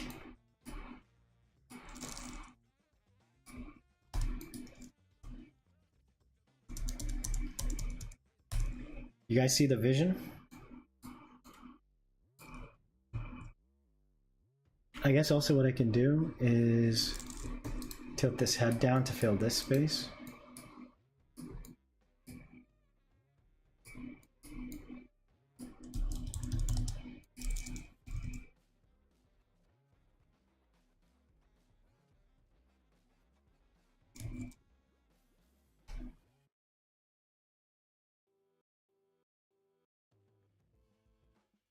The half turn's interesting. Yeah, I think it gives some character here.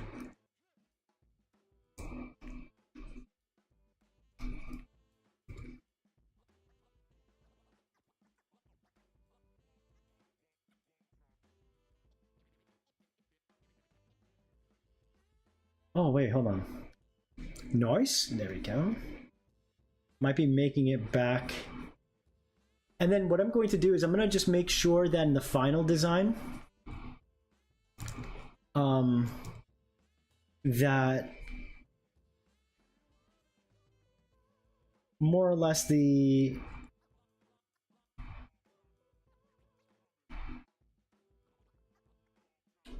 the tails between, say, this guy and the mermaids and stuff. God, I'm not looking at horses, and you could tell. Here we go. This should be This is what happens when you try to make things up in your mind. Okay, so here... Okay, so here's the arm.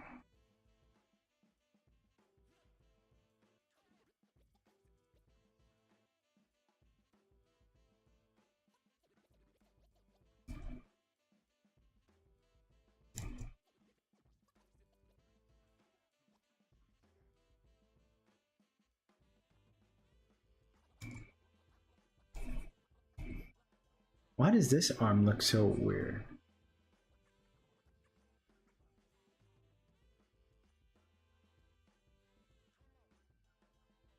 Okay, yeah, that's not too bad for...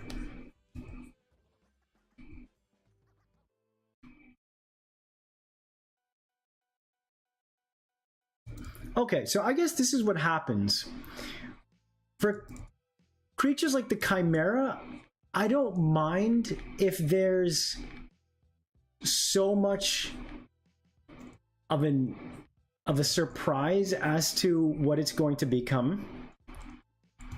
You know, because the whole point is that Chimera is made of different creatures. But if I can connect a bunch of mythos together, right, like the hippocampus, the kelpie, with like say a regular animal to kind of like start creating their legend, in this case like a seahorse, then it's okay, I think, if it's kind of feeling very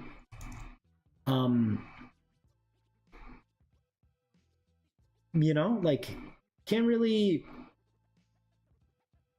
Is it worth going super crazy for this line? You know?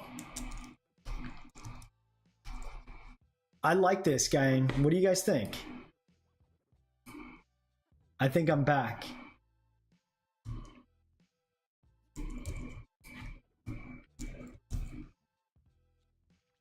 It would be really cool if the color, I think, of the Kelpie will dictate what this guy is going to be. Like, it could be interesting to have this line descend darker and darker. But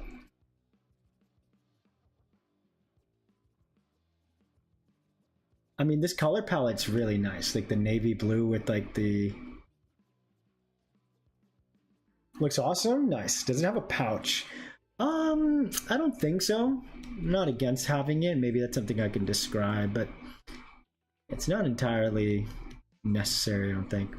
It could be really cool to make my Kelpie like pure white, like this ghostly specter Kelpie. Like now that it's escaped the water, you know?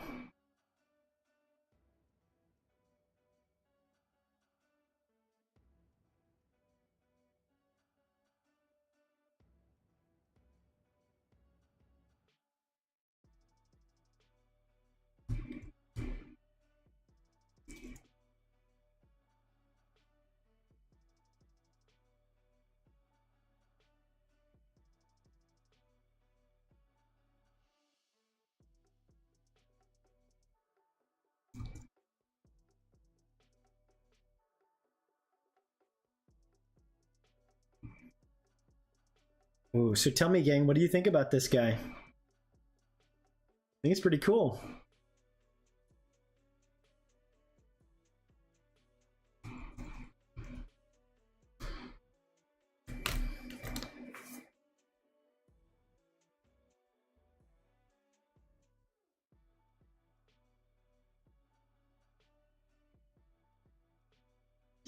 The green is so cool. Yeah, I think so too.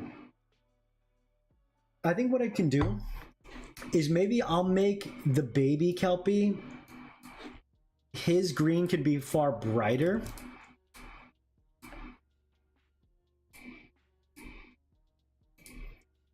Ooh.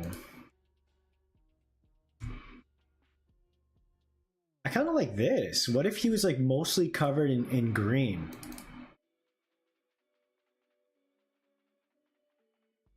And then...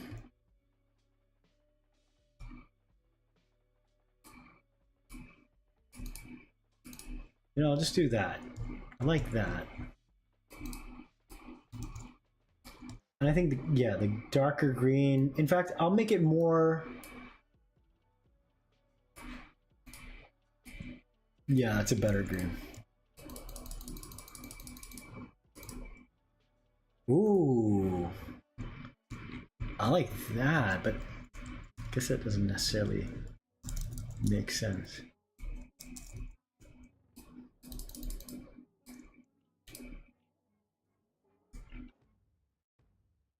Man, that one was hard. Chat, that one was hard.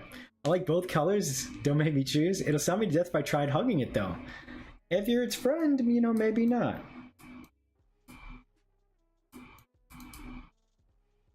All right, so I'm an hour and 35 in.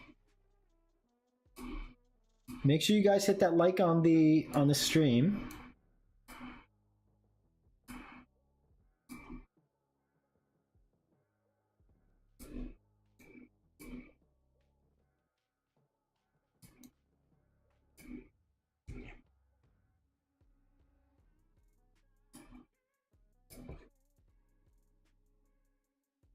I'm doing like precise surgery.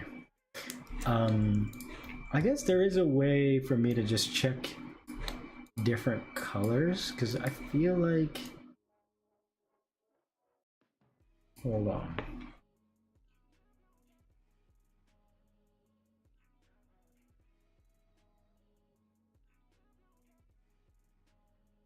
Those are very Dragology colors. It could start out very green. I kind of like that, chat. Even that, like, pink kind of eye is really fun. And I put the yellow. There's something really appealing about that. And it's like slowly dying or something. Going towards the occult. And then with the Nessie, since it's an order creature, its plant life maybe might grow back again. And so this is where I think it's cool that I have a runic domain.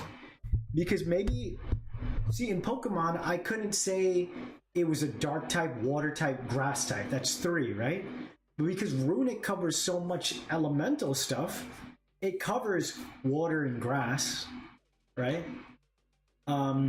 In Pokemon, I couldn't make a Kelpie that was water, grass, dark, ghost. I get to do that by saying runic, cultic, or gothic, right? It loves hugs. That's how it hugs.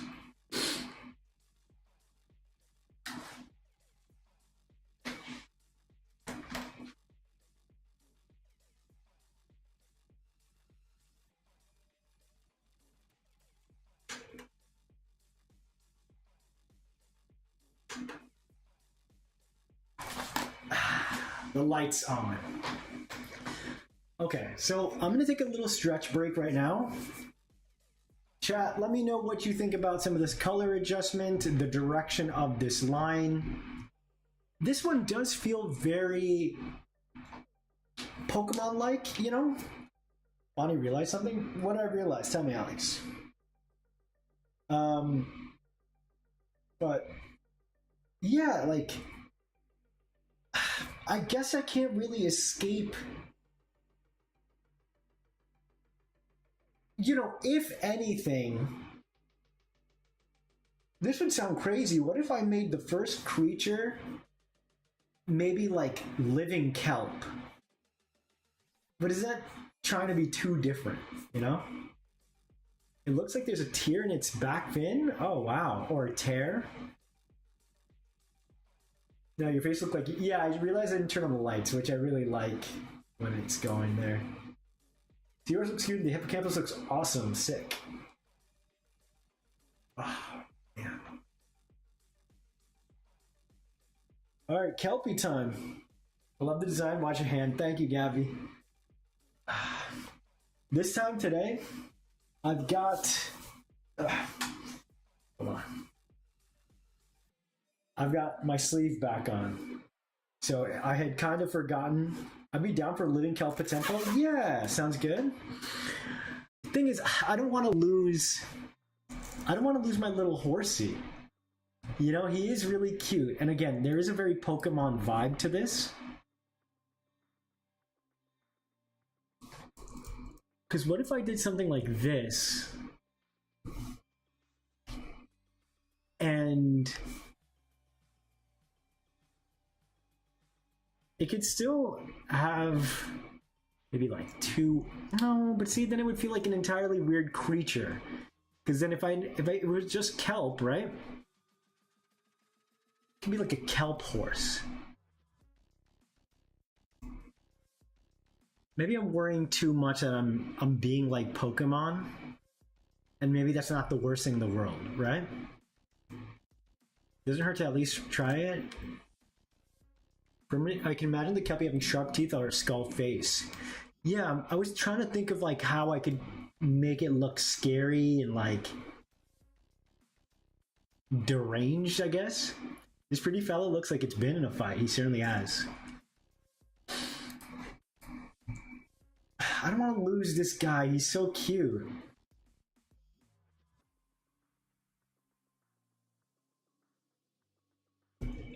Kelpie. A Kelpie that or kelp that becomes a hippocampus that becomes a Kelpie.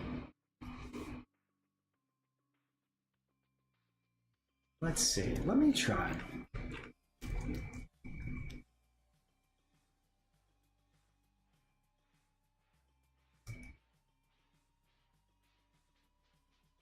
Kelp is like the seaweed type of thingy. Maybe it's like a creature that lives. That's kind of like Tangela, though. Because I was thinking, like, what if we had the thing kind of sitting, and then like someone's peering at you from within it?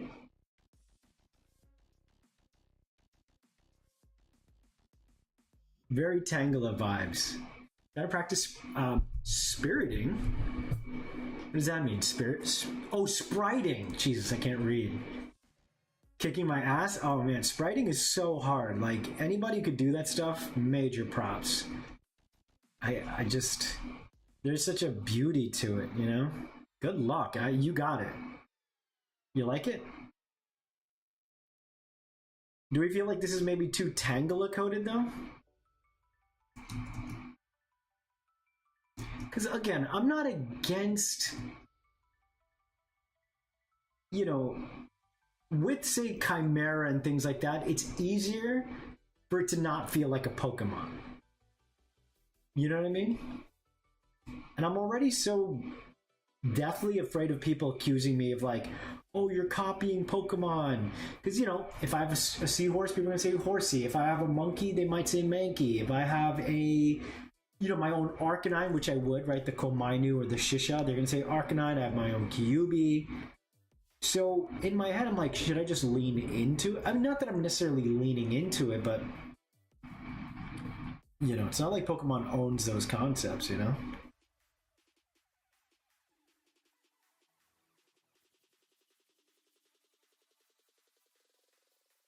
Because otherwise, I could technically...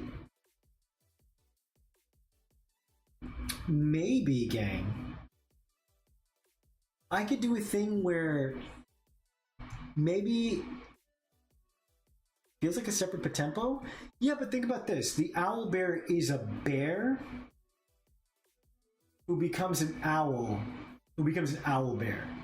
This would be a Kelpie who's fusing with a hippocampus, a kelp fusing with a hippocampus to become a Kelpie. So it's actually more connected than you'd think. Tangela doesn't really look hidden in the vines. It looks like a black ball with hair. Yeah, but the concept is still the same, where it's shrouded in mystery by vegetation.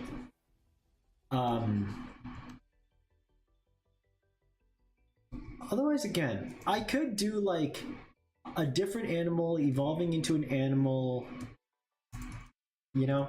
All right, I'm just going to keep it like this for now. I'm not going to like lose sleep over it. I have plenty of time to continue to adjust and work on design, you know?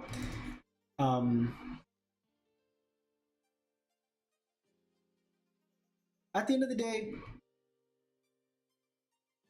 it's just a a nature of being in this realm of design, right? Sometimes you can't get away from this kind of stuff.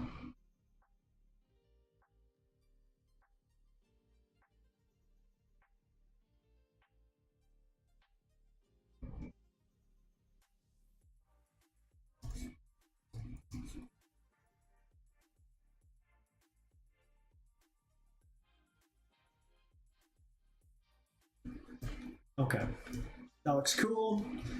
Now I'm going to try and get this KELPIE down. But there's nothing new in the entire world. The comparisons will happen. It's your thing. Do what you want. Yeah, that's true. Thank you for saying that. I appreciate that, Rosa. I guess if anything, the only thing is I would love to be able to still make things unique and fun. And I guess as long as I do that, that's fine. You know, like, yeah, at the end of the day, comparisons will happen. People won't like the designs. It won't be Pokemon enough or Digimon enough or whatever enough. As long as I love the designs, that's what's important. What program do I use? I use Photoshop with a Wacom Intuos tablet. That's my desktop setup. Otherwise, I usually do all my design and illustration work in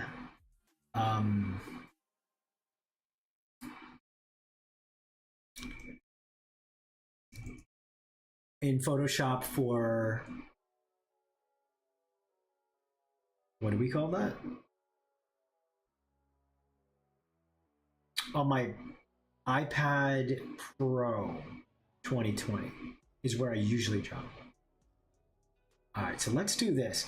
You know what I think I want to do, gang? I kind of want to like make him a horse who looks like a seahorse that lives on the land. Does that make sense?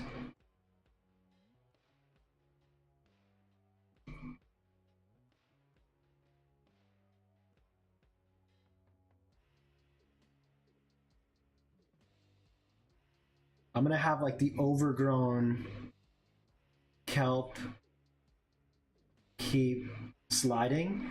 And you know what? Yeah, I'm not gonna give it like traditional horse. What do you call it? Stance? Not stance. Something like sickly and like outstretched, like it's possessed.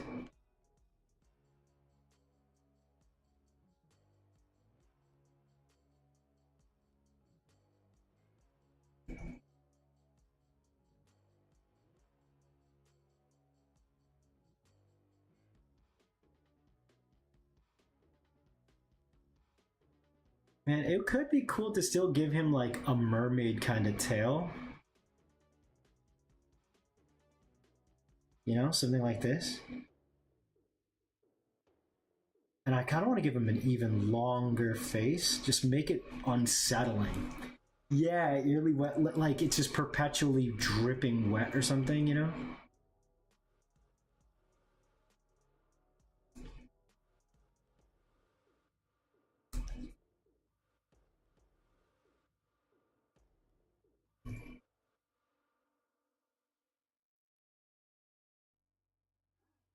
Eerily wet looking hooves thrice?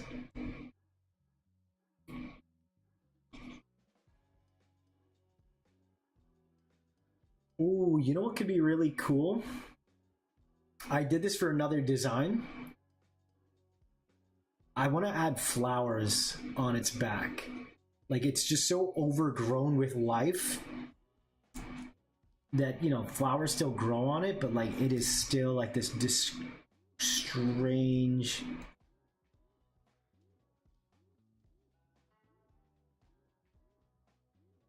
You know what? Maybe it won't be a regular tail.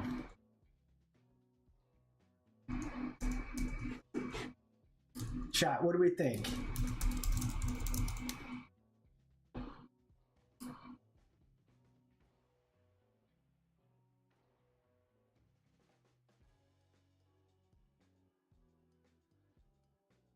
Crawling out of the sea to kill your ass. It's a KELPIE. What's that tune? I can't picture the tune. Whoa. I just looked up scary horses chat. Jump scare in 3, 2, 1. Holy crap. That's scary.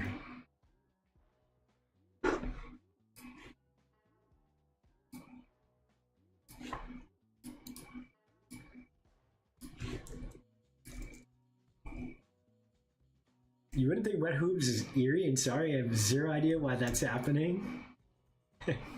Oh, that's not you sending it multiple times. That's funny. I guess, yeah, for this guy, like, see, I don't know if all black feels right to me. You know, like, I think equally, believe it or not, white could look as scary with the green. You know, there's something beautiful about it being, because it's not like a hell horse, right? Like, if I were to ever do a Dullahan, which I think I would, I'd rather that be the black horse. Maybe a fish fin for the tail, not like a long tail. A fish one. Well, I mean, I tried like the mermaid one, which is what I consider a fish tail. Do you mean any other kind of specific fish? Green accents. It might be. And I think maybe I can still get the navy blue. Maybe it could be like, if I still have like, it could still have like these fin like kind of protrusion, because I still want it to feel aquatic and not just a, you know,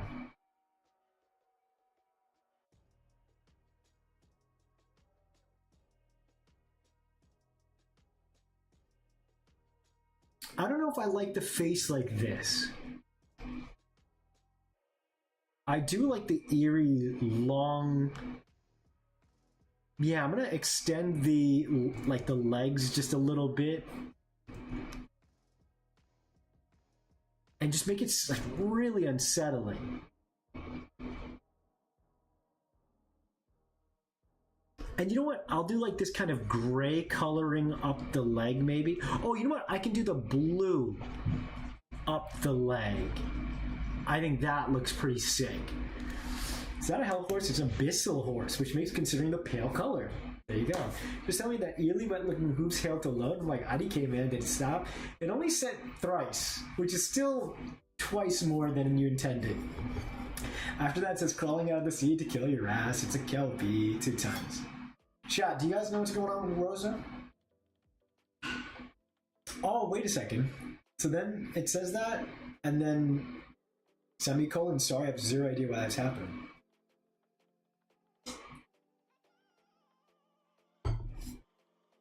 Yo, this line is sick. It's still, you know what? It still feels different from a Pokemon line. That's the cool part. Right? I don't think you would see this kind of design in Pokemon. Not to mention when I eventually like land my style and like they intended. Loving the shade? Me too, thank you.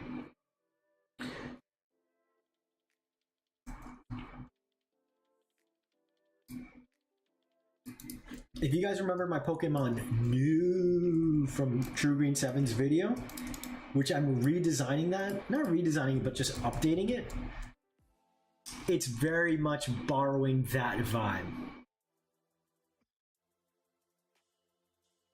100%.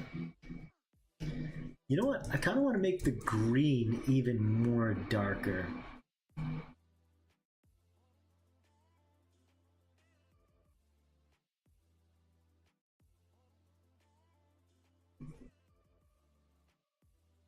I like that it's like algae growing all over this guy. Ooh, you know what I can do? I can have like the tail just be so long, you know?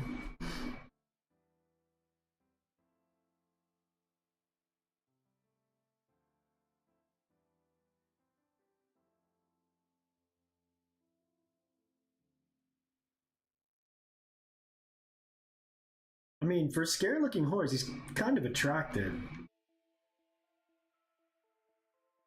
I would love for the face to again look kind of more like a seahorse, you know?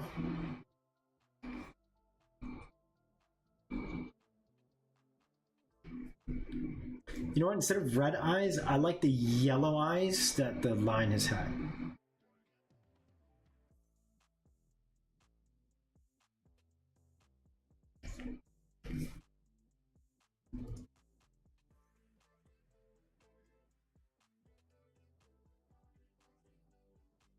You know what? Imagine like the smoke or something coming out.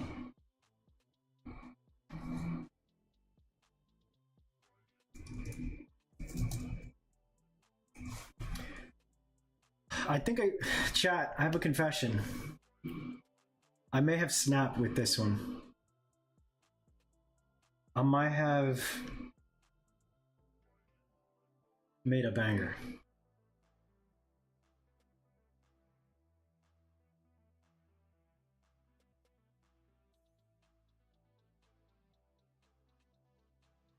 And then what I really want to do, kind of like in a very Japanese kind of anime way, I think, yeah, adding like purple flowers would just look so beautiful. Like this deathly entity has these beautiful life growing on it.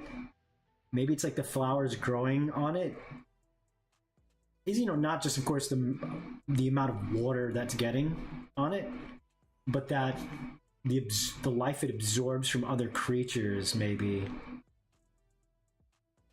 allow these flowers to really grow. And then I can take the yellow from the eyes and just add them as bursts of pop.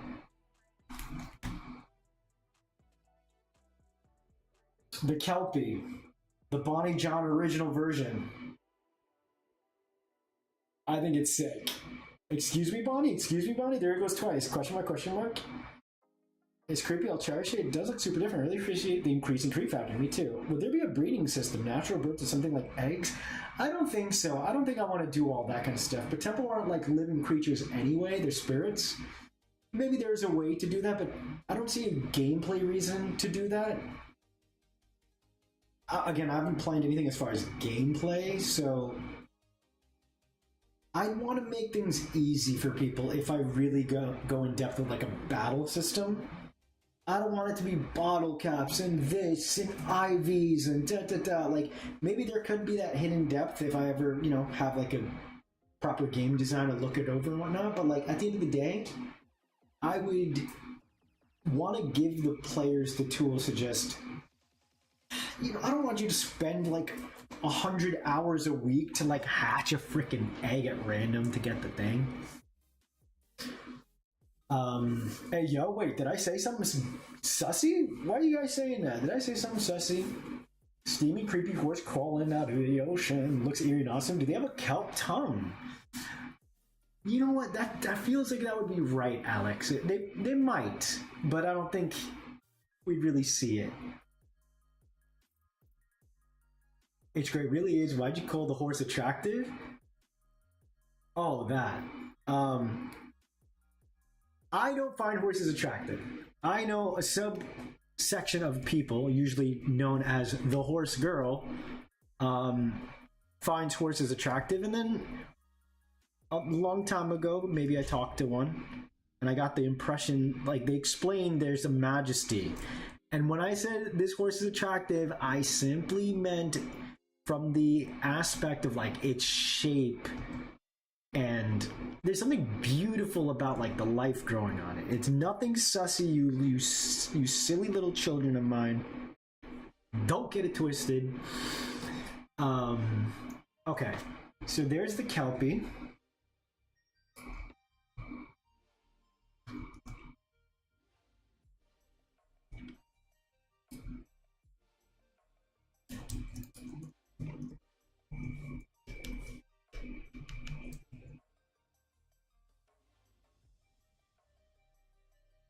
Don't forget to like. Yes, exactly. Please like it, guys. Thank you so much. Thank you, Gabby. I appreciate you.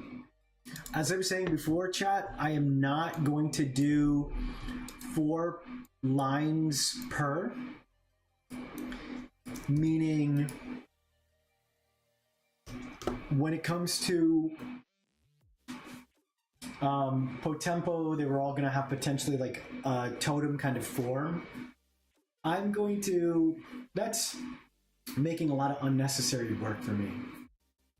Bonnie's panicking real bad. No.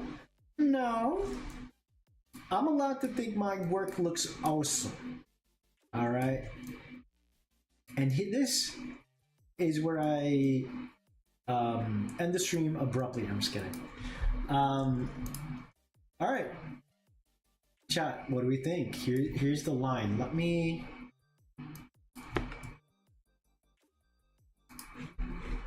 I'm gonna do like a quick size kind of comparison.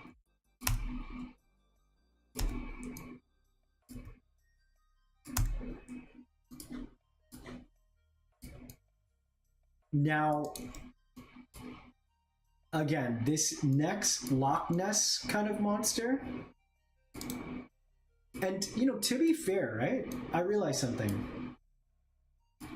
I probably should do something like make sure the second form feels like it could potentially evolve into 2 directions, right? So that's probably something I have to really consider.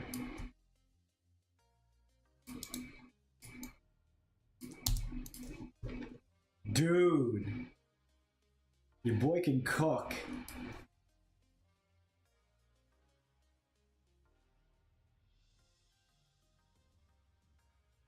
Your boy can cook. Bonnie's attracted to horses and does... Where is the cannibalism coming from? You said that on stream, the internet is forever, you fool. Okay, I'm done being dramatic. The guy looks like he stole my Jersey Mikes. I love Jersey Mikes. I hope someday a beautiful lady buys me Jersey Mikes and gives me a Snorlax plushie plus sunflowers. Oh my god, it's so hot in here. Okay. So now, the last is going to be Loch Ness Monster. So, the way I see the Loch Ness Monster is, again, I want to make it my own version. I think I'm going to make mine like a plesiosaur style,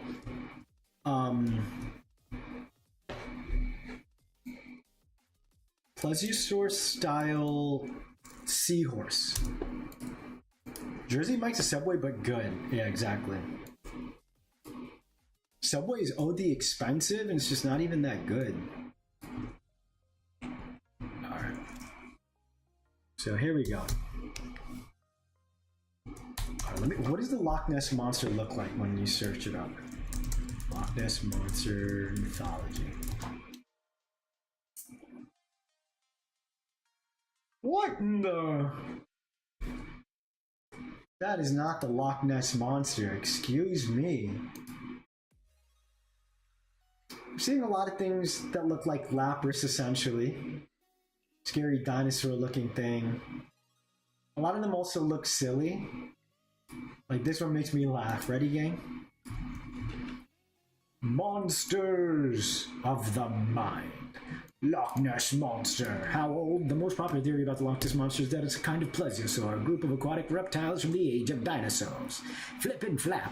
Underwater photographers taken of Nessie show what appears to be flippers. Plesiosaurs have 2 sets of flippers that propelled and steered them through water. Creature features. Name comes from the lake in which the monster supposedly lives, also known as Nessie, where murky waters of Loch Ness in the Scottish Highlands. Long neck, bulbous, humped body, large flippers and tail. In the dark waters of Scotland's Loch Ness, a mysterious serpent-like monster has been repeatedly sighted and even been photographed and filmed. Still, the question persists: is the Loch Ness Monster a survivor of the dinosaur age, or a set to be elaborate hoaxes?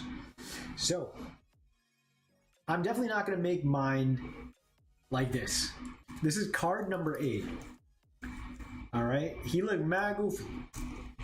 I think it's gonna be, again, this is the level of ownership that I want to have with my designs, where people will be like, Oh, I can see that being his take of Nessie. So this is how I'm going to do it. It'll be something like, again, you're not going to really escape the Lapras allegations, but I can bring the flippers, like maybe 6 flippers of like a sea dragon. Sea dragon. Oh yeah, wait, let me look up a sea dragon for reference. Oh, perfect. So I'm gonna make my Nessie a sea dragon.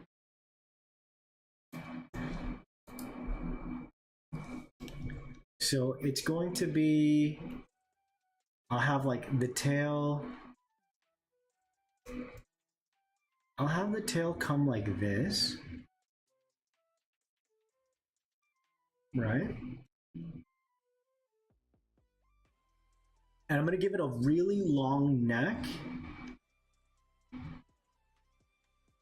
And it's still going to be a seahorse, but it's still going to look like a sea dragon horse plesiosaur thingy.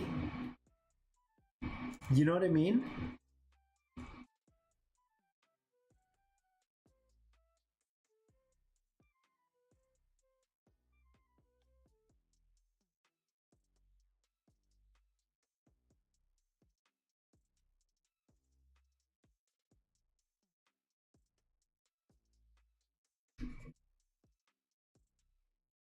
It should have a bigger neck if it's going to be like a Loch Ness monster. Oh shit, you guys can't see. I gave it a cool face.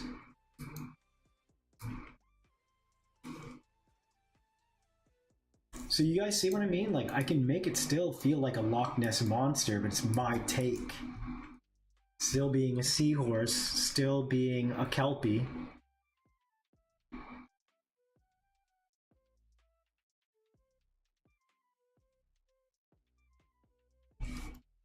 Hey, looks like Nessie.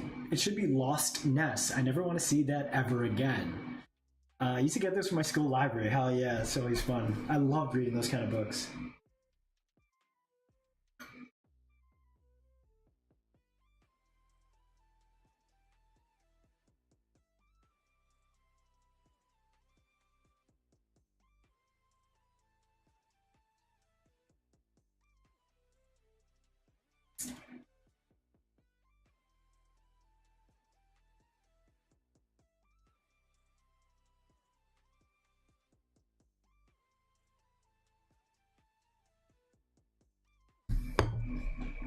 So let me see what other people depicted Loch Ness as. Because then maybe I can use, for example, the colors that they use to invoke and, like, again, trigger in people's minds. Like, yeah, that's Loch Ness. So a lot of Loch Ness that I'm seeing is like green and blue naturally. Yeah, a lot of it is green. And then also, again, blue, which is why Lapras is blue, based off the Loch Ness.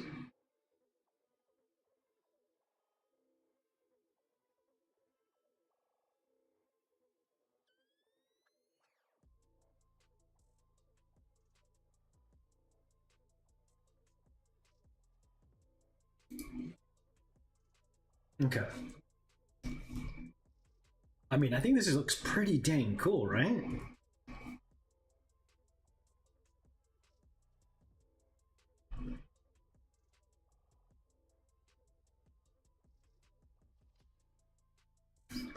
Shush, everybody's thinking. Yeah, I'm looking at these sea dragons. What beautiful creatures.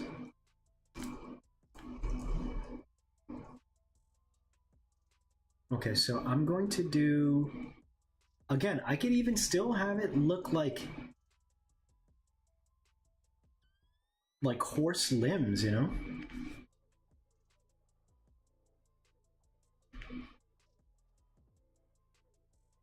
Ooh. Hold on. I like this shape. It should still have a mane, huh?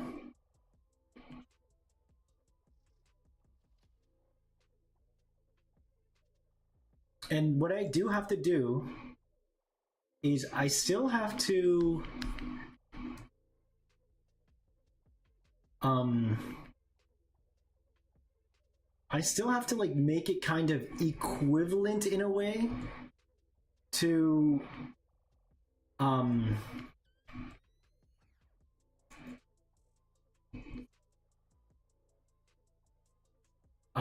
what do you call that? The Kelpie.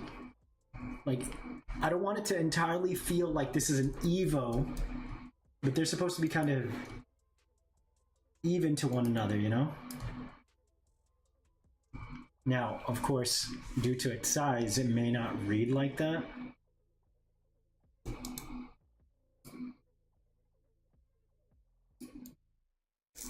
Maybe it's more like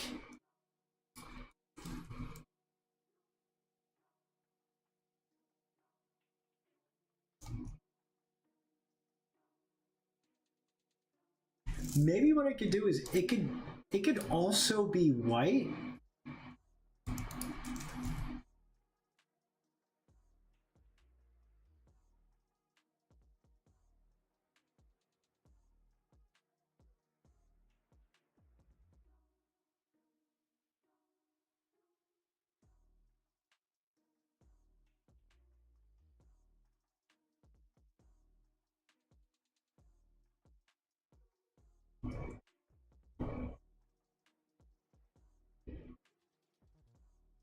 I mean, it looks pretty damn cool. I'm back now in Long Horse. Exactly. I think this is such a cool Nessie concept. Chat, do you agree? Maybe I could go for a more like a more nicer kind of green. Like it's kind of like Meganium vibes. Because again, I think people would lean into this being Nessie if it were green.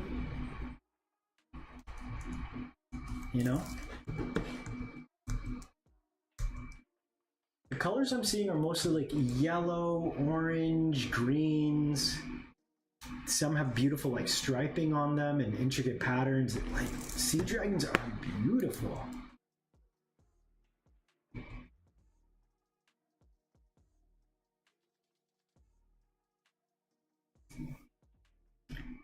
Because I guess, yeah, getting the yellow and the green would sell a dragon kind of appearance. Because it's a sea dragon horse. Not girthy enough. Gee. Look how pretty. Excellent. Length. All right. And then you know what? I can give the nice kind of green to maybe make the ends feel a little more, well, leafy. Which, you know, it's got a mane just like it's. Oh, you know what? Maybe I can have these beautiful locks for Loch Ness. You know? Why am I like so proud of that?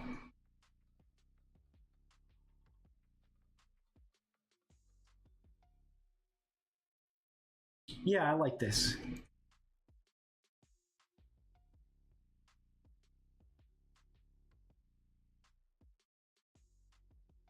Looking epic? Hell yeah. This is a beautiful sea dragon horse thingy. You know?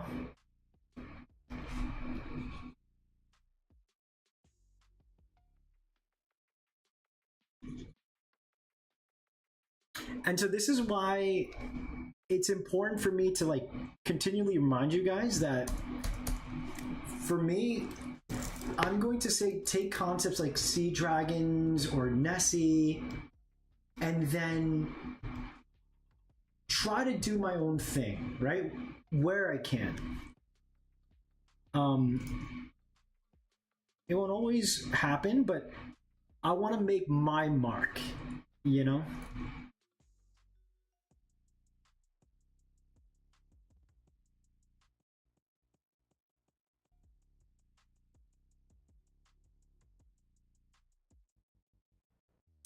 I don't know if I love like the duo. What do you guys think of this green?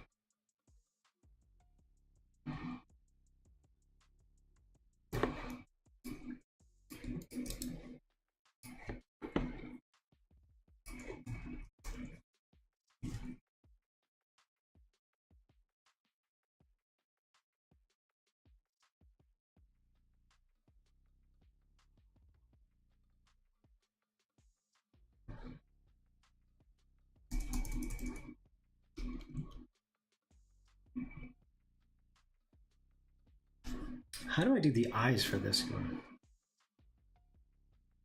Because I don't want him to look too angry or anything. So actually, you know what? So let me do...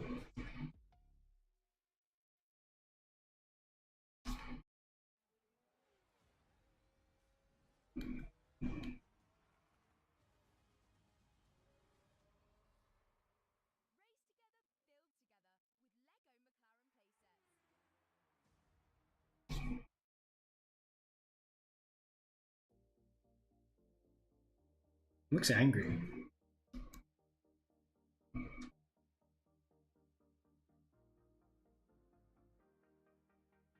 Oh, you know what? Maybe I can give it like ears or something.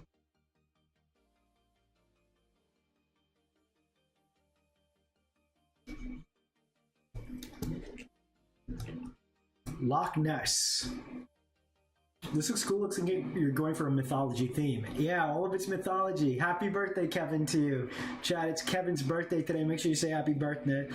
The Loch Ness Kelpie, exactly. Dark with lighter splashy patterns, like an inversion. Yeah, I like that. I actually do quite like that. I think this design would also greatly benefit maybe from some orange too. Oh yeah, the orange for the eyes makes a big difference. And then I'm gonna give it like deep green for its locks.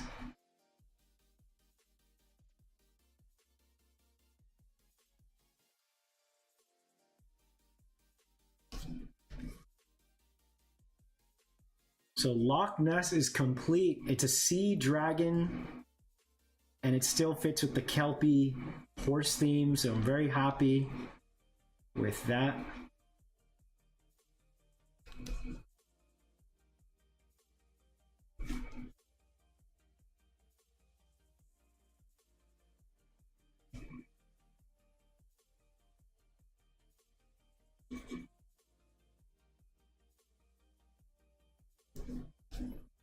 And I want to really have like a nice ribbony feel for all the leafy kind of, you know.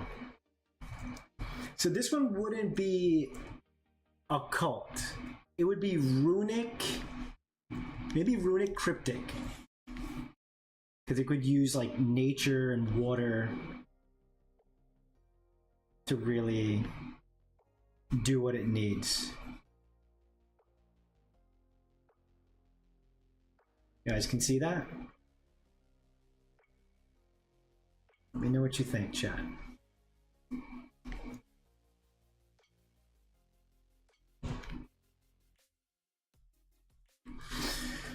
Have you eaten yet? I ate today at 2 p.m. I won't eat until 10 or 11 tomorrow.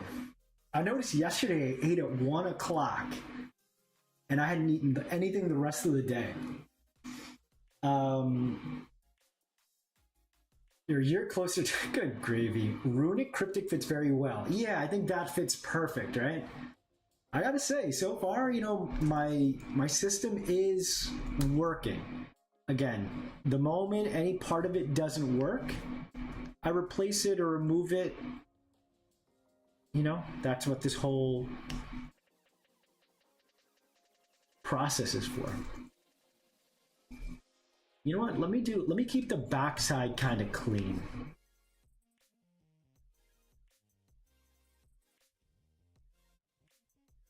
Because I feel like the mane can do a lot of the heavy lifting, you know? In fact, let me push that further like this.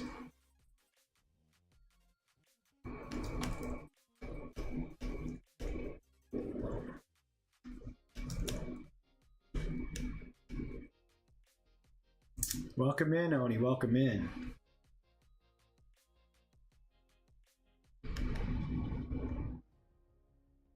Okay. My Loch Ness is... I don't love the back half. I can fix that before I call it. Actually, but you know what I want to do today? I do want to quickly work on the long POTEMPO logo. Thank you for your feedback regarding the other logo. And it's good, you know, the progress I made on it is great. I'm going to let it sit for a little longer, you know? And You know what? I'll do something like that. This. It almost feels very ghost-like, which is kind of cool because you can almost never see this guy. And I'll have like one big leafy tail. Yeah, that looks a little better to me.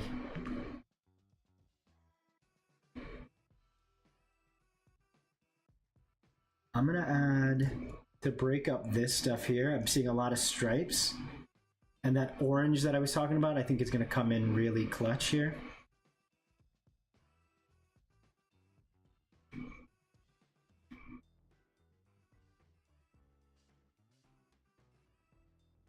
Let's grab the orange from the eye. Oh shit, you guys, I'm sorry. I'm sorry. In the water? Thank you, Gabby, I appreciate you. I'm gonna go ahead, I'll grab some water in just a sec for my tea. Oh, that orange is nice. Pop some orange there. And I kind of want to do something like along here. I want to do something like orange. Maybe like that orange looks sickly. You know what? It might have to be like yellow. Yellow.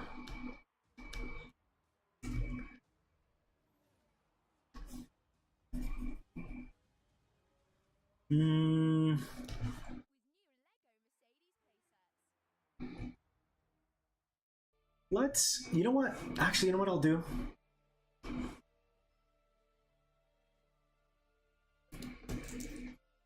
Take care, Gabby. I appreciate you. Have a good night, okay?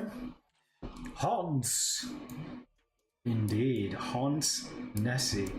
Let's make it like this.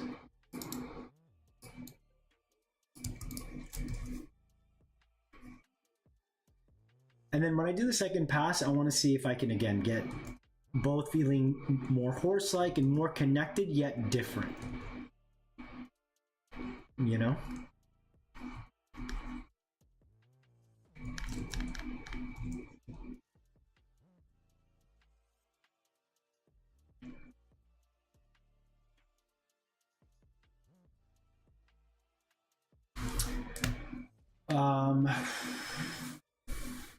Hand, water, air, earth, fire. That's if I have a water horse spirit concept for my game, but I've been touching it. Hope it's half as good as this. Is steaming. Thank you. Appreciate you. What is the scale on this lovely giraffe horse? Good question. So, I do want it to be big, right? But the idea is that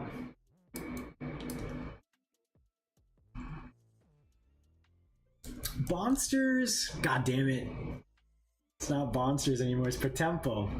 With POTEMPO, I want them to be certainly their own entities. You know, there's real world horses in my world. It's just that these are the special kind of entities, right? So let's say these guys are just around the same size.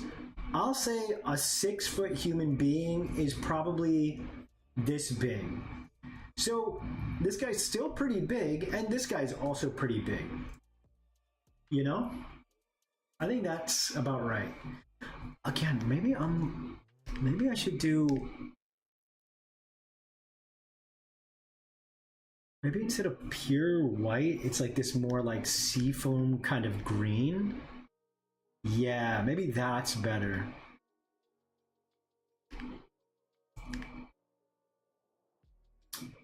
That's, oh, that is very Lapras coded, isn't it? Maybe I put the light blue underneath like this. Ooh, wait, I like that color. That also gets it closer to his brother. And we still have the green for the Loch Ness. That's a quarter, it is. Another one for the jar. My KELPIE is pretty big, just, jeez. Jar! I do need a jar, right?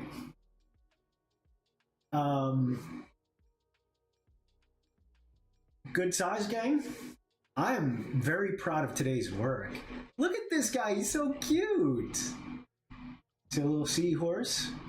turns into a hippocampus, and it evolves either into a kelpie or the Loch Ness monster. You know what? I kind of want to push this horse face even longer.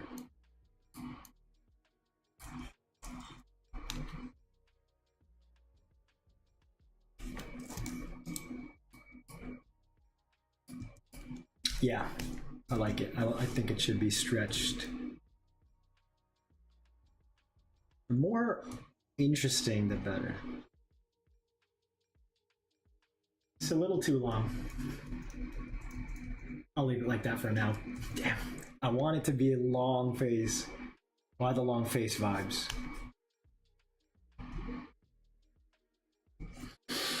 Love it? Awesome, I'm glad. That's a friend right there. Hell yeah. And look, this one's a friend too. Just don't stand in its presence too long. Might suck your soul or something. I don't know how it works yet. Alright, Control J to duplicate. And I'm going to mess around with some...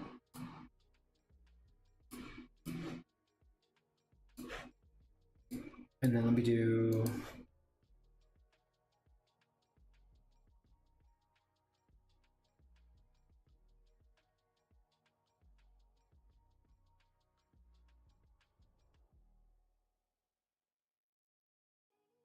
That would be a nice shiny.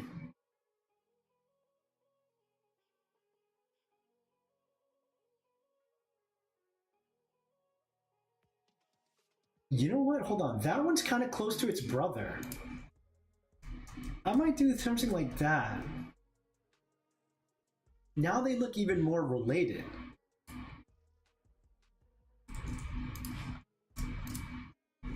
Right?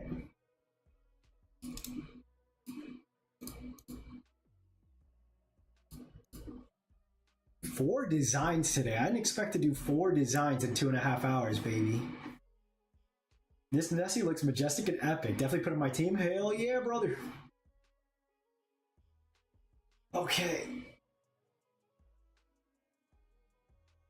So what do we do now? It's 2.5 hours. Dare I go for the 3 hour, the 3-piece?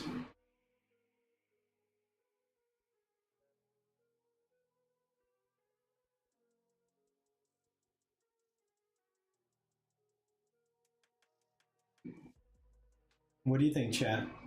Actually, you know what? I do want to work on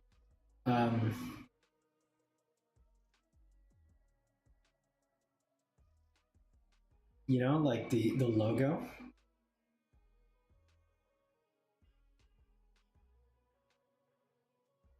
Hold on.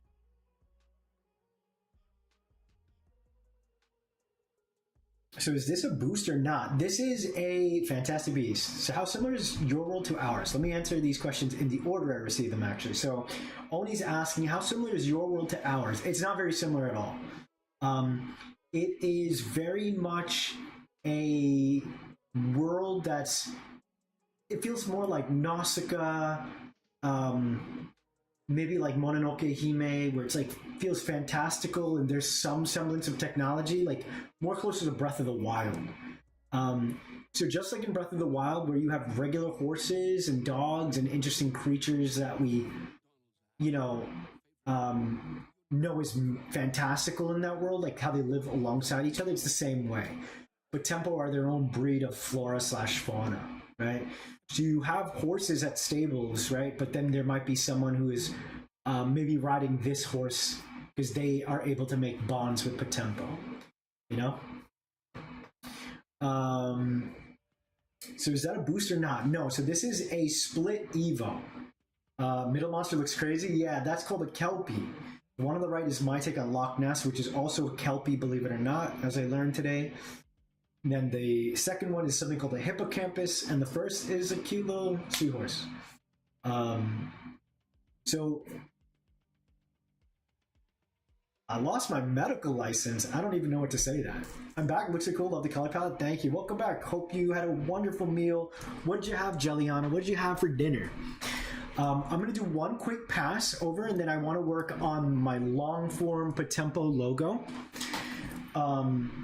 Let's see how let me know what you guys think, and let's see how it looks. So the first form, simple, very cute little seahorse, right? Like a leafy seahorse, but it's more kelp, right? Leaning into the kelpie eventually. That one will evolve into a hippocampus. So I want to make the mane look more like a, more like a marlin slash, like, those kind of sails.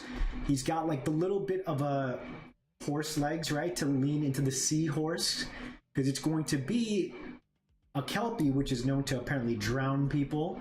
So it's got these aquatic bits. It's going to retain the mane over here, but then layered over it is like all this algae and moss and whatnot.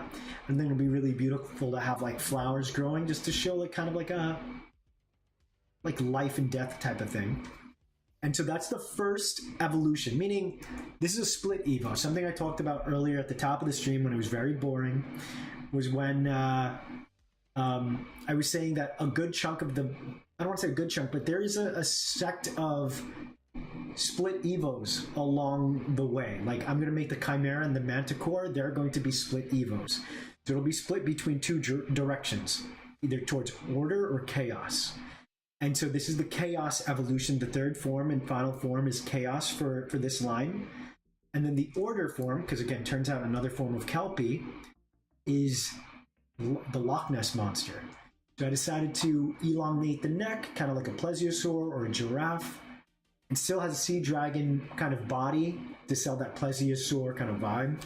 Very pleased. This is the order side. So again, I don't want to outright equate them towards good and evil. People will do that, and I'll have to make sure that in the game, that people understand, like, no, these are just shades of personalities and traits, right? Potempos look like they would snap my bone and leave. These guys, no. This one wouldn't. Even the other guy, the way I'm writing these creatures are that, like, they evolve with your friendship. So it's probably incredibly protective of you, even if it looks scary, right? Okay, I like that person, a bigger fan of unique worlds that become their own character. I always say this. What happens when you beat a game, or finish reading a beautiful book, right, with a lot of world building, or watch a film or TV series, you binge it, and then when you see the credits, you snap back into reality, almost like sobering up after like drinking or getting high, right? You're coming back into our world where there's a lot of imperfections and this and that. A good story, a good world with characters that invite you and pull you in through the screen or through the words, that to me is the most important thing I can do as an artist. That's why, to me, like, it's one thing if you can be a good monster designer, right? But it's going to be important to be a good character designer, right? These characters are your stand-ins, or they help you into the world. The environment is always a character in itself, right? Let's think of like Studio Ghibli. The entire town in Kiki's Delivery Service is a character, right? Howl's Moving Castle, the castle in itself, right? The title, that's its own character. It's so important. So the world of Potempo and Oragaya is the name of that region. That to me is going to be something that I'm properly fleshing out as I continue to push, Jelliana writes, I had taquitos with guacamole y sour cream. Wonderful. That sounds amazing. I know the water types don't exist here, but I love the Kelpie look. Yeah, and don't get me wrong. They would use water type style moves, but there's no type advantages, right? They're runic Potempos, so they rely on elements like, say, water and grass, like nature. But then they're also, in the case of the Kelpie, who is the Chaos variant, they are Gothic runic, and then the Loch Ness Kelpie, they are runic cryptic. So there you go. Yes, I love it so much. Good. What about the story where the townfolk scared of it, how it looked, but when you interact with the Kelpie, it's, yeah, that's exactly, I think, the vibe. Like, I think people might be afraid of Potempo in my world. That's something, an angle that I've always loved. Say, How to Train Your Dragon does that wonderfully, obviously. And it's this fun thing because I'm thinking from the perspective of like mostly children or teenagers that might play this game. I want to give them not like, it is always important to find a balance of giving people an escape, but like putting enough of our real world so they can make a connection to it. That's very important. And I would argue that when you make games for those that, you know, wish to dream and find, again, I don't love that word escape. It's important to see it from their perspective.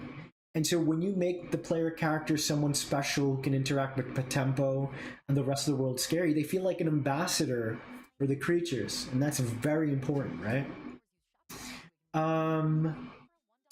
Question. If Potempo evolved by friendship, what happens if the trainer/tamer is abusive? As of right now, I still don't entirely know a lot of the mechanics, okay? I'm still developing like characters first. I'd wager that you cannot evolve your Potempo. You cannot even probably interact with Potempo unless you have a kind-hearted soul. Now, there's a lot of fun things I can do with maybe darker forces who want to use the power of the Potempo and disrespect them, but how do they interact with them? How do they see them? How do they bend them to their will? Something I can explore maybe on stream, maybe not as I'm continually writing the story. I haven't really talked a lot about the story per se, so I can talk about that if you guys are interested while I work on the Potempo logo. Would there be Stockholm Syndrome Potempo? Maybe, but again, I don't think they reveal themselves to people who they don't deem worthy. You know, so there might have to be something where story-wise, you know, bad guys are doing some fishy, shady, nasty stuff, right? One thing I find annoying with Pokemon, they rarely actually affect the world. I think once they had a special that made since Slugma was the heater, but not much else. Yeah, and to be fair, right, it is hard to show that off because there's so many of them.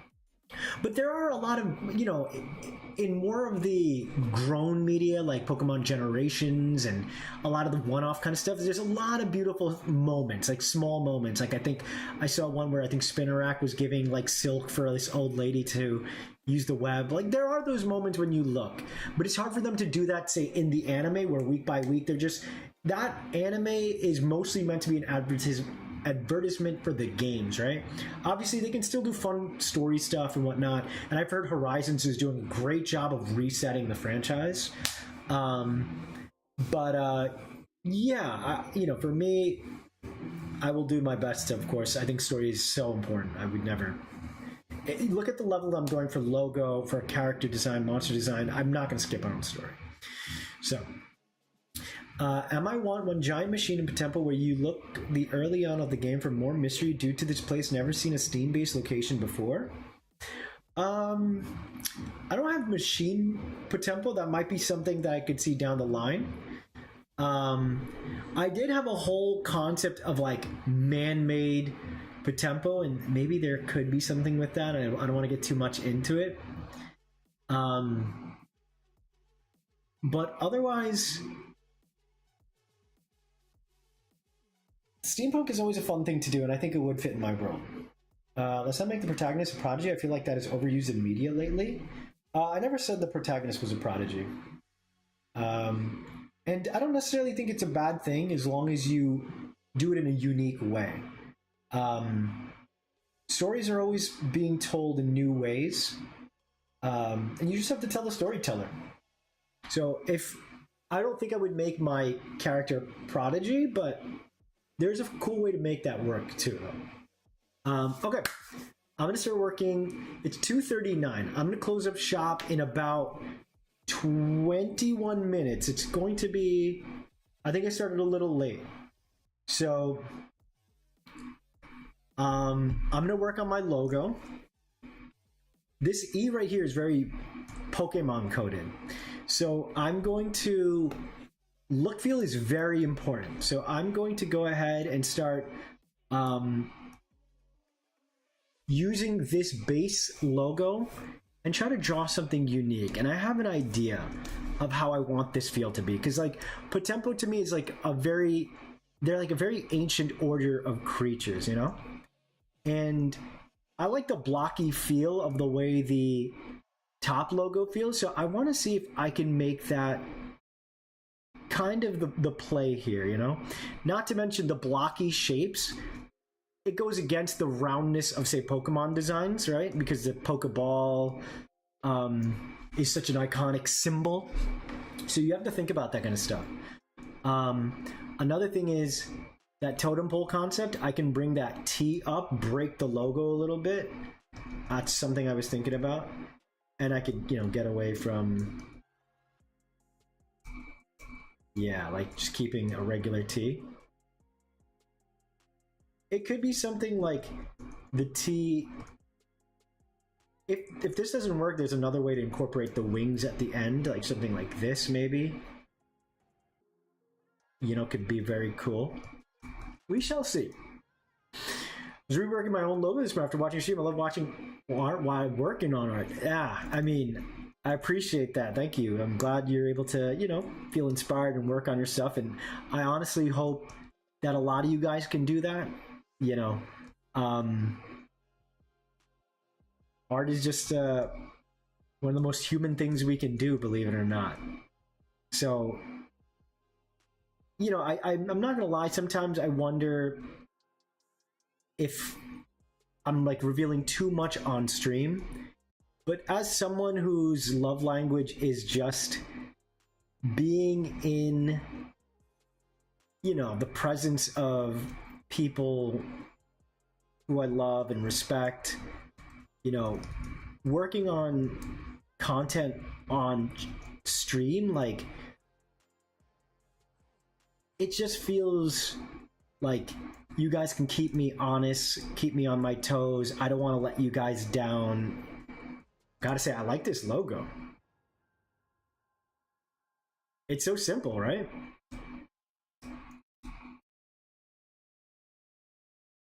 I have to kind of not worry, but like work out kernel and spacing and stuff, but this is a first pass, so it's all good. And again, this already feels very different from Pokemon, which is nice. As you can imagine, I do stress out a lot about the connective tissue. Even though, you know, Chad and Rosa and everyone's like, don't worry about that kind of stuff, I can't help but worry about it sometimes. So I like this concept because the T kind of breaks through, so do the P's, you know, so there's a little bit of a nice balance kind of thing happening there.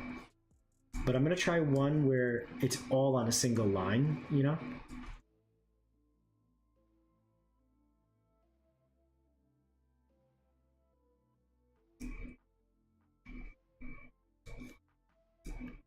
And the way the letters stack here, it's like the way the POTEMPO trinkets. Potentially, I was thinking Tokis, like totem keys, trinkets, something maybe like, again, but totem would be pretty dang great. I don't want to have, again, too many puns like the POTEMPO or the Patotem. Patotome for like a book, you know. So Two Invaders asking, so what are your favorite RPG enemies? What about a Jiangshi, the Chinese vampire? See, I looked into that and I love Xianko from Darkstalkers. She's got such a fun design and all. But the thing is, I'd have to like tether it to some sort of animal. And I'm sure I could find one that would work. But I couldn't really think of like a particular animal. And not to mention the main thing is, like, if I really sat down, like vampire, you know, like the obvious one is like maybe like a bat or something. But that's even more Western or like Romanian concept with like Dracula. So it's not entirely super accurate, but yeah, honestly, to me, I'm gonna take that P and bring it to the front. I might need to ask a friend who runs Illustrator to like maybe kind of professionally do this. Or, I mean, I know Illustrator to some degree, and even better would be if I built my own logo. That would be sick, right? Guys, I really like this logo.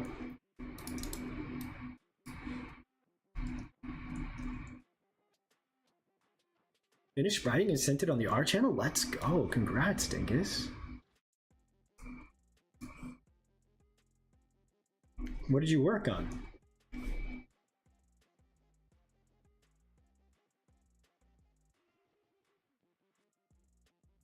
So I'm going to do 2 attempts at this.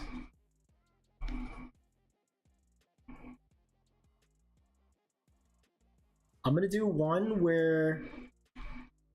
So in design, right? Here, like, you can think about the overall space needed.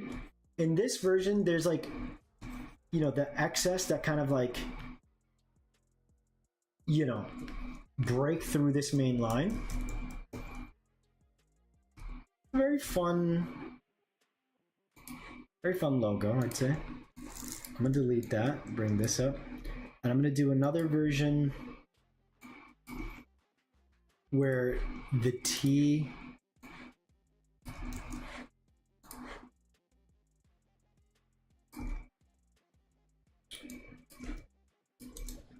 I'm a jack of all trades, baby.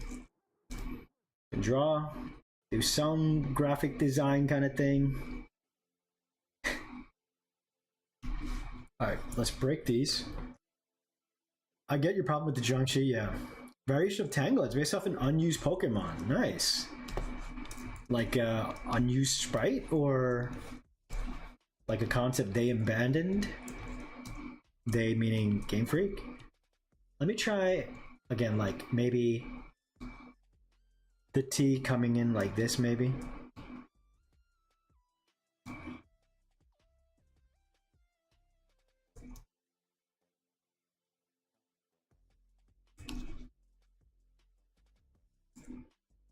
I guess for this one, the P would have to come like this. So this is, so you, as you can see, oh shoot. As you can see, this one, the line, it would all fit in the singular space, right? Which makes it more narrow. Back, had to go and edit a video. Welcome back. An unused sprite for a Pokemon. Sneasel ended up replacing it. Oh, snap. Okay. I love looking at all that, like, older stuff.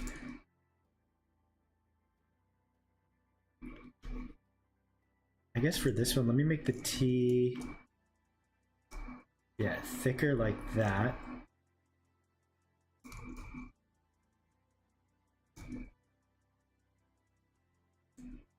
How do I make this one work? You know, let me do this.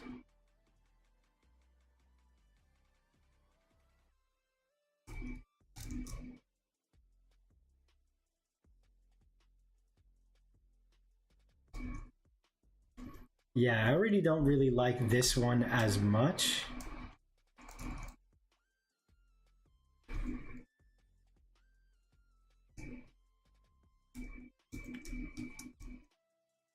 But I think there is, of course, it's so important, as you guys know, to just explore these kind of things, you know? I think for this one, what I would do is probably black in these kind of moments. The readability on this one's just a little harder, and that's enough for me to, you know, let it sit in the conceptualization kind of phase. Because readability is king.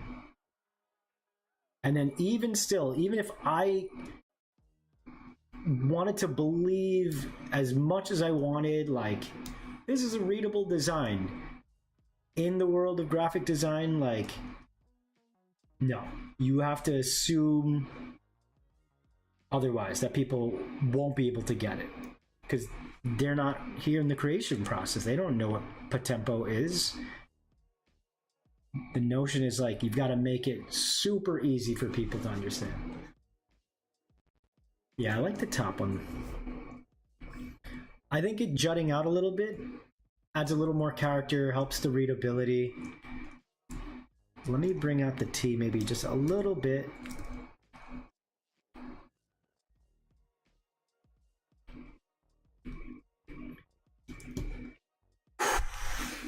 Kofi's asking, what brushes do you use? I use one by one of my favorite artists, French artist named Zedig. Game freaky. Yeah, when I look at concept art, I have that familiar feeling, but it's called concept scrap art. I sense a bit of sadness of it not made to the final. Yeah, because like, and something that I do not like that a lot of people will say is like, oh man, the concept art looks so much better. Why did they choose? There's so many layers as to why concept art doesn't get used, and that's the idea. It was conceptualizing. It might have only worked on a 2D space in that exact time and place for them to have gotten the ideas that would eventually make it, because a modeler has to take the 2D design and make it 3D. An animator has to take that model and then make it animate and break it in the right places to make it, you know, work in the space. There's so much to it that people don't understand. So it's definitely sad to see like some cool concept art not get used, but trust me when I say that that team has exhausted every resource to figure out the most optimal way to make that work, you know?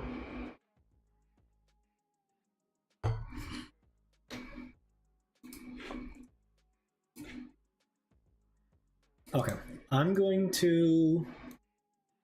It's now 2:52. Someone set a time. I'm going to tell Siri. Hey, Siri.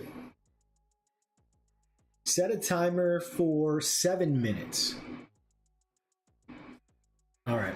We have 7 minutes, gang, for me to finish up working on this logo. Again, I have an idea of what I want to do here.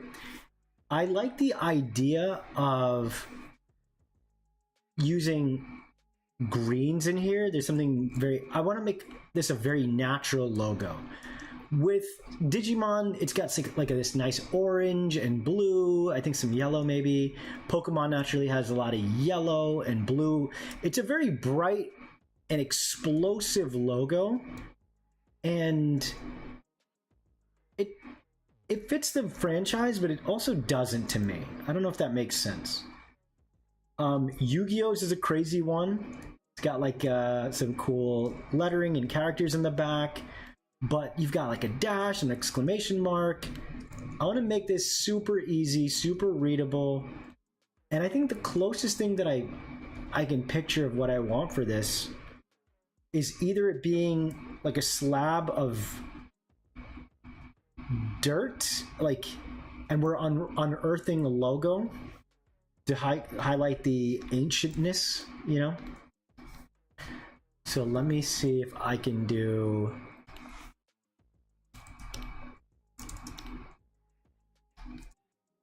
See, I think gray would be boring on the inside, actually. But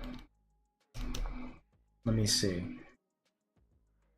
I want to do like maybe brown around it, and then... Yeah, let me at least try this out. I think I know what I want to do. A very Pikmin energized kind of logo.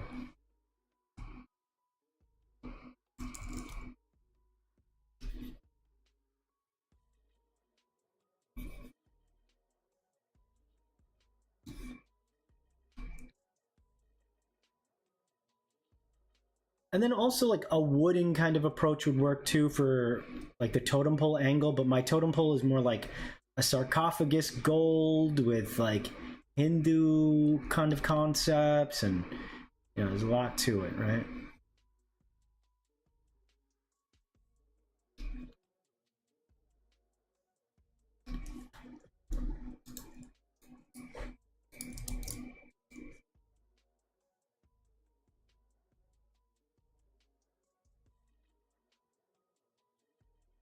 And I want to do green at the top.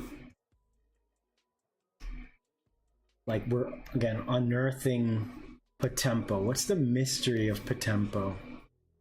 Oh, is Terraria like this? There might be a logo that looks like this. Let me look up Terraria. Terraria is kind of like it. Like this is like an inverted Terraria. That's okay. And then let me look up Digimon logo real quick. Feels very digital, and they've got like the Digivice there. Nice. It says Digital Monsters. Pokemon logo. Yeah, it's fine. It's cute. It's super iconic. And then what I want to do.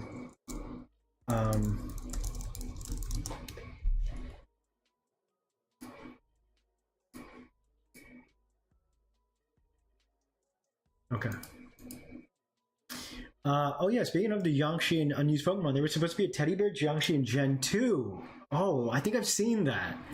You have to have Pikmin vibes, huh? Like the white text and block Eve give off that vibe. It's not negative, it's a similarity. Yeah, and you know, I don't think that's a bad thing where, you know, people, if they see Pikmin vibes into it, they might, well, if it isn't, get out of here, Benjamin.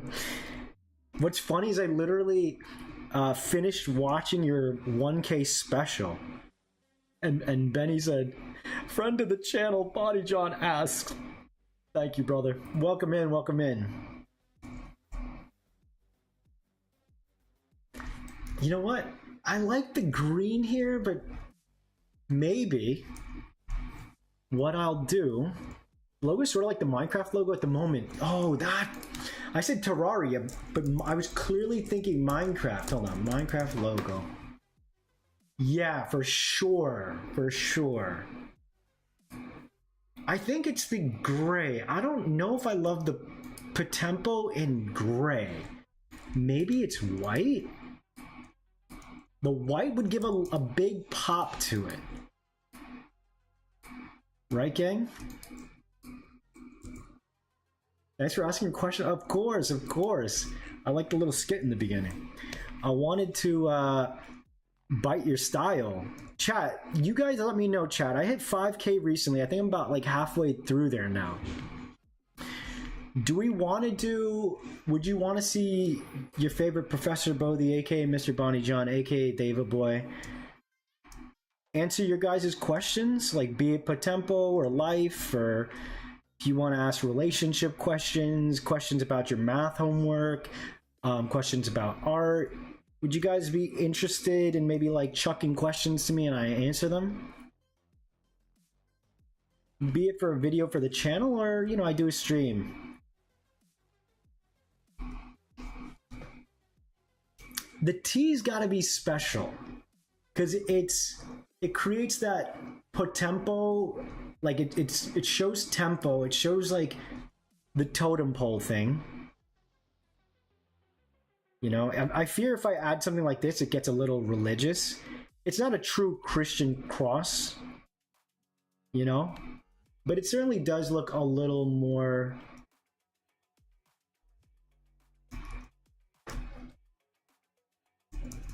You know what? The more that I'm seeing the T like that, the less I'm liking that it sticks out.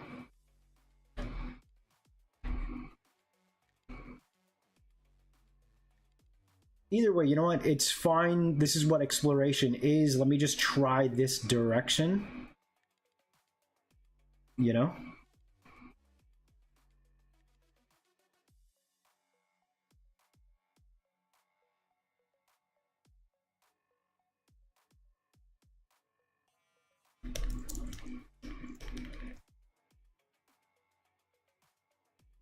That's our timer.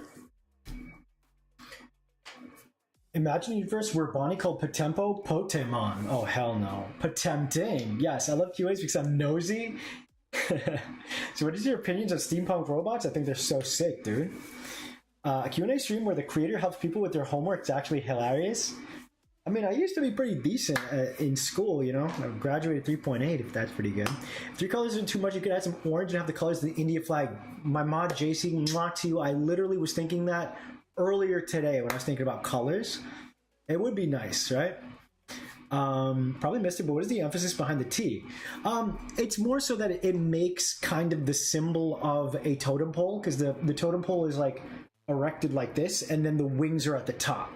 So that's what that's kind of denoting, because like the way this, like stacking has really been a big theme as I've been figuring out like the look feel of not even the top logo, you know, stacked POTEMPO, nice balance, tempo, even in the rhythm of the name, rhythm and how evolution works, tempo as in finding your step together as trainer and POTEMPO. And then as I was saying yesterday, did I draw it on this one? I gotta find where I drew it, but I had basically highlighted yesterday, maybe it's on this, no. I'd highlighted yesterday a potential trinket. Oh, here it is. The trinket system would be how I treat Pokeballs. So you would probably have like a keychain of your trinkets, right? They shrink like Pokeballs naturally, and they stack as your team and make a totem pole. So, you know, POTEMPO, even in its name, tempo part is like totem pole. So I really love that, you know, trainers would carry these on their belt. Maybe they can wear their beads on their chains. I gotta figure it out exactly. But that stack is what I'm going to call your team of POTEMPO, which stacked like a totem pole, with the first totem or POTEMPO being your lead, your ace. So that T there is like your team. You know, so I really like that. That's so sick. Thank you. Yeah, could you believe? You gotta believe in the process. And little by little, like I'm telling you guys, I've said this before, this is gonna be a special project. Like, I need you guys to cheer me on all the way through. Like, I know I have something special here. You know, I've worked too hard my whole life as an artist. Everything that I've ever done, I'm not saying like in a super like anime kind of moment, everything I've ever done leads to this moment, but that's what art is, right? The human experience, whether I realize it or not, right? Me making a channel and creating Fakeamon and kind of thinking, wait, why am I making cool stuff for Pokemon? That's never going to really belong to me. And now next thing you know, I'm doing consistent POTEMPO design streams. I'm coming up with a name, right? How long did we sit with Bonsters, chat? You know? And so I'm really going to strike while the iron's hot. I'm going to, what I really should do is maybe tomorrow or something, go into InDesign and really start building out my pitch Bible, as you guys have kind of seen.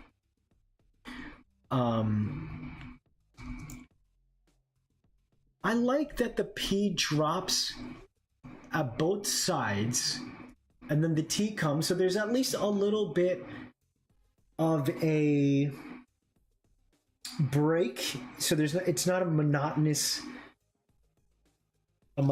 logo, but meta. Does it look like that? This is more important than my marriage. What? The T is sort of like a totem pole. After KELPIE, would you try different design types like cute, derpy, or feminine for design variety? Absolutely, Toon. It's true that a lot of the mons that I've made are like really crazy looking. Like the Dune Worm is insane. The KELPIE is kind of creepy and scary. The Chimera is like this powerful creature. To be fair, I did do kind of a wacky slime kind of thing, and I do want to readdress the slime again and split them into two lines. A traditional, like, JRPG fantasy slime that'll become like a D&D gelatinous cube, and then like a jellyfish brain in the jar concept. But yeah, I would love to do more cute designs, but that's the thing. I think I wanted to, even with my creatures, right? I wanted to make it that like these are creatures that we fight with. You wouldn't take a horse. Horses exist in my world, but you're not going to bring a horse into a Potempo battle. You know what I mean? So all the Potempo have to, in some capacity, look like they can brawl. It's why I don't like to see a Kangaskhan fighting. The whole gimmick of Kangaskhan is that it's a parent. You a bad parent, Kangaskhan. You fighting with your child there. You're exposing them to violence. Like, you ought to be sitting back a little bit. You know what I mean? I'm gonna try one variation of the Potempo logo.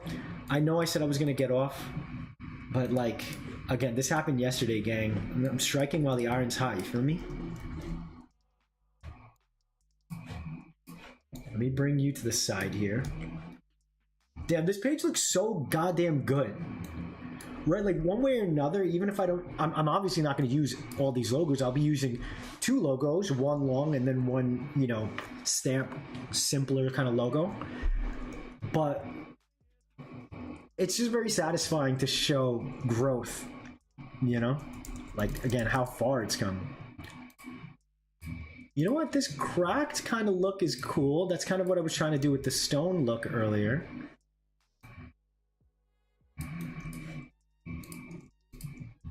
While the region isn't particularly India-based, even though like the legendaries are kind of Indian, the we can't deny the orange and green.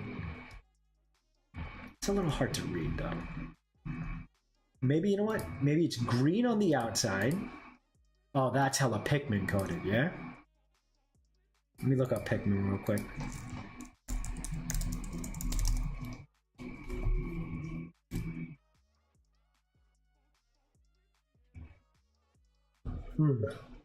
I saw flowers, so it's gonna be green and it's textured. Did you play Digimon game? Recently played Adventure DS and Dusk recently. I've never played a Digimon game, which is ironic because I love Digimon so much. Oh yeah, I do like the gang. I do like the gray though. Ooh, you know what? That might be interesting. Let me see if maybe the outer rim is going to be a dark green.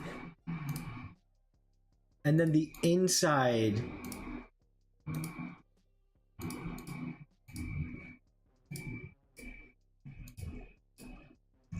And you know what? I could, it might be too much, but like, I could add like a nice pop of like orangey brown for earth.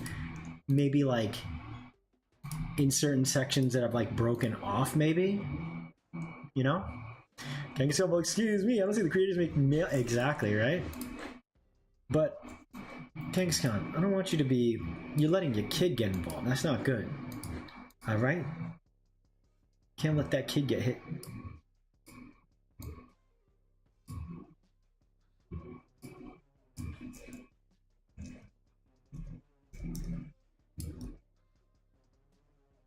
It's getting closer, but the readability is difficult, you know? You can bring a horse to Potempo, but you can't make him fight. Exactly. I don't think that, maybe the horse couldn't even see the Potempo, to be honest. I gotta figure it out. Kangaskhan, when it was worried about child-caused violence, is like parents are worried about them watching brain rot. I love Digimon Dawn and Dusk, but I don't care if they're the best entry points. So what is that? Is that like Pokemon Sword and Shield? Like, do all Digimon games have... I don't think they have two versions, right? It's kind of interesting. Oh, or is it one game called Digimon Dawn and Dusk? And why is it not as good as the other games?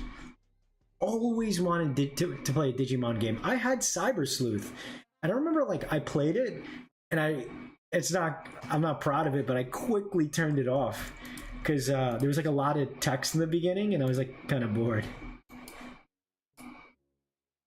Now this feels like Grand Theft Auto. Kangaskhan solo run of Fire Red? Wait, like the whole game just him? Is that possible? Moreover, why? No two versions? Really?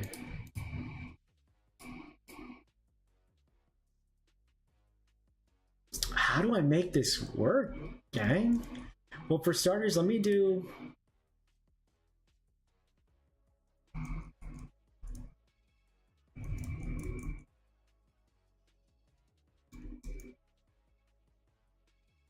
Yeah, I was literally just thinking Grand Theft Auto. That's the only one time they did duels, so like, do they have like unique Digimon in them? Let me bring the P up. Because maybe... I wouldn't mind the P's breaking the top, because then it gets on par with the T.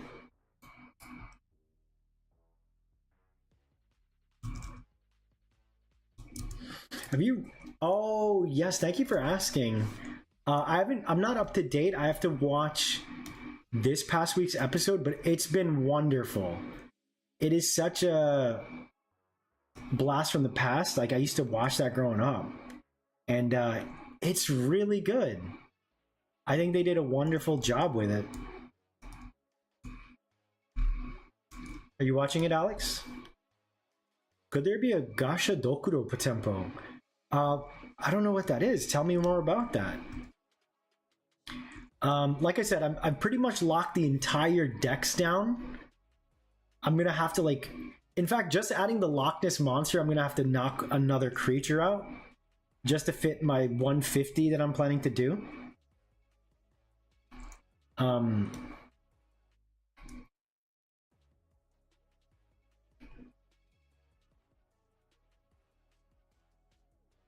Oh, interesting. Maybe what I could do is the T could come like this.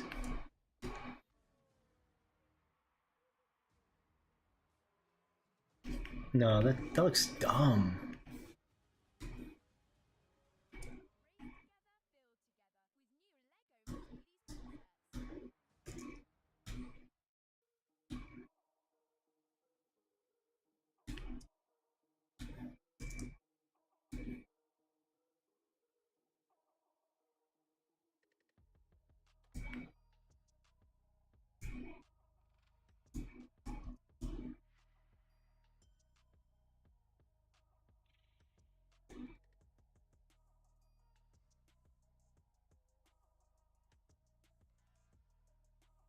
It's the white. It's the white that's making it look like Grand Theft Auto.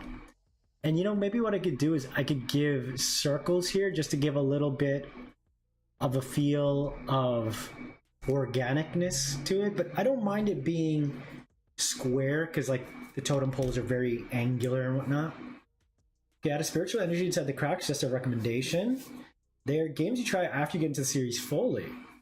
Digimon World DS were the origins of Cyber. Okay, what's the gameplay like? Yeah, I don't even know. The exploration bothers you. Why? Is it like boring? There you got season 2 written. Let's go. Question: the dinosaur Potempo, specifically T-Rex, still in? The T-Rex will be the form of like Godzilla. Is kind of what I'm doing. Basically, making a T-Rex Godzilla. I'd recommend Digimon Survive as an entry point as long as you don't mind visual novel. Yeah, that's what it was, right? Yeah, I think that's what I was. I did maybe 1 or 2 visual novels before. I did Tokidoki... Is it Tokidoki Panic or something like that? I don't want to spoil it, but like it's the one that everyone knows. I did that one. Gashu Dokuro is a giant skeleton made out of bones of people that died in war that has received... Whoa. Very wonderful. That does sound sick. I don't know if it fits my world, but at the same time, I could make it like animal skeleton instead of, you know, human.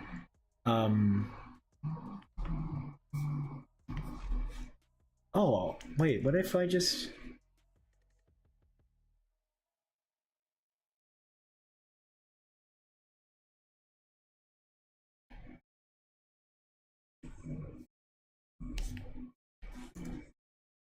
Yeah, Doki Doki Little, that one. Yeah, what did I say? Toki Toki Poki Poki?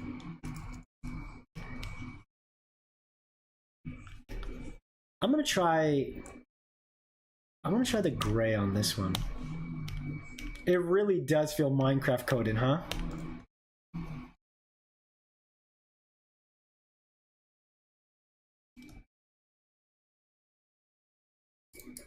I like the gray for the stone along the green, you know? It feels very earthy, but I think I could do a wooden one too.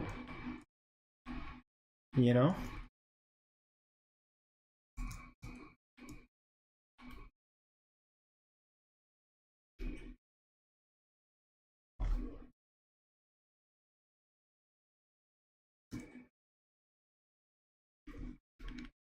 I guess what I would do here,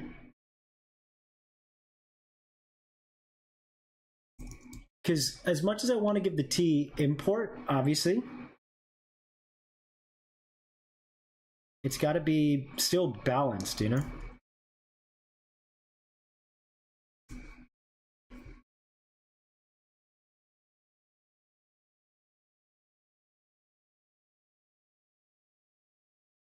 I also like the name being like I could add these bits where it's broken yet connected, you know?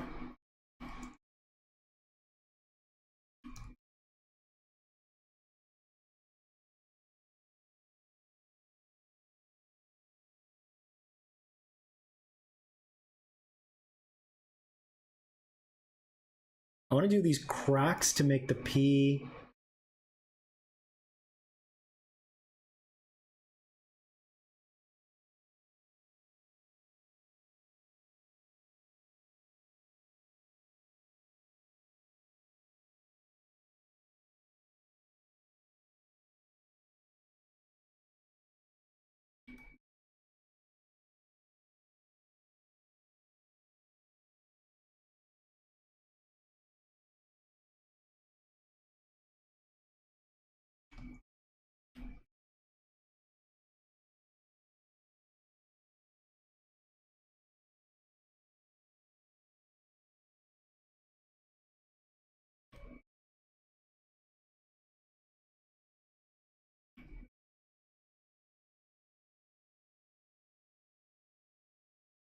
Ooh, I kind of like the way that happens.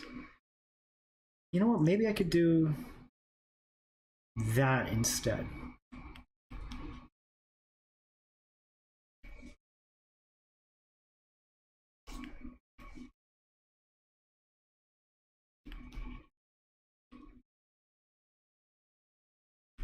That does look nice.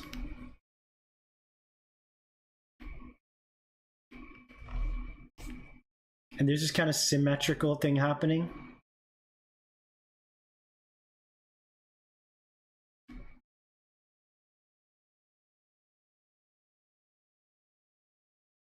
This looks pretty nice.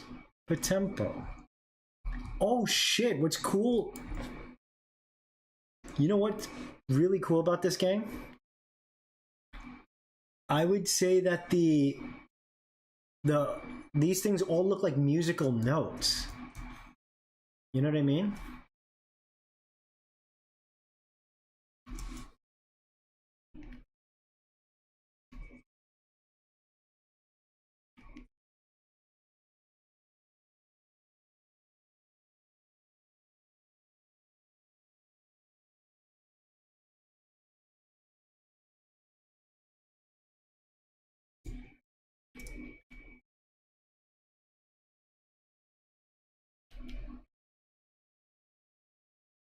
Sorry if I'm not chatting as much. I am focused.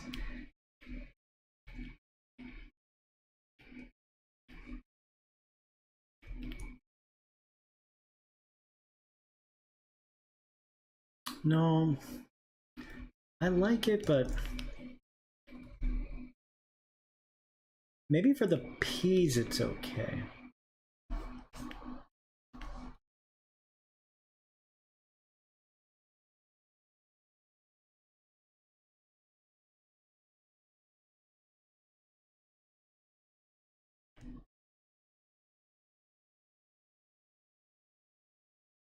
You know what? Maybe, yeah. Wait. What if I did?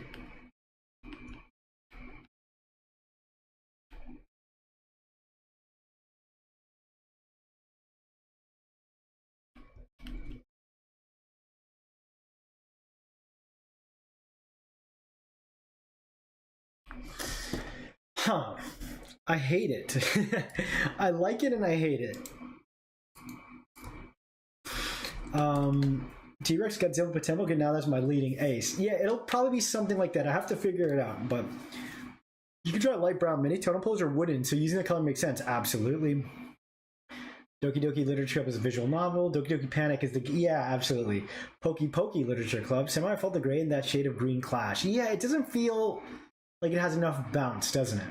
So POTEMPO have different races that isn't human, like elven dwarves. They have chonkers, a race of half corgis. I love that. Is it too cartoony to see a full link like creature that stack each other like...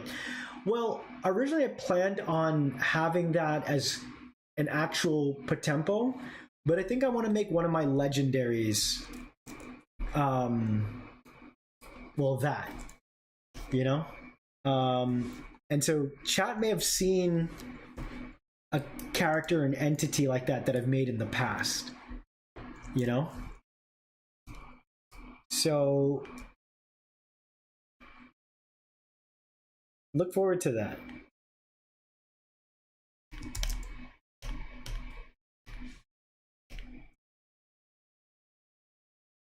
Yeah, the green doesn't look good.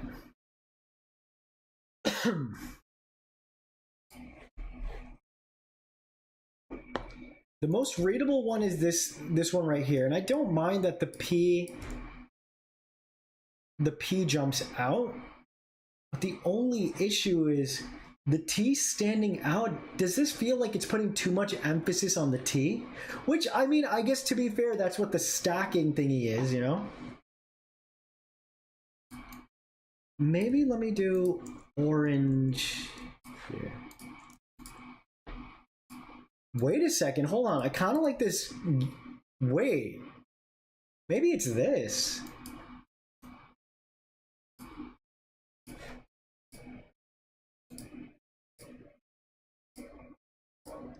Chat, I kind of really like that.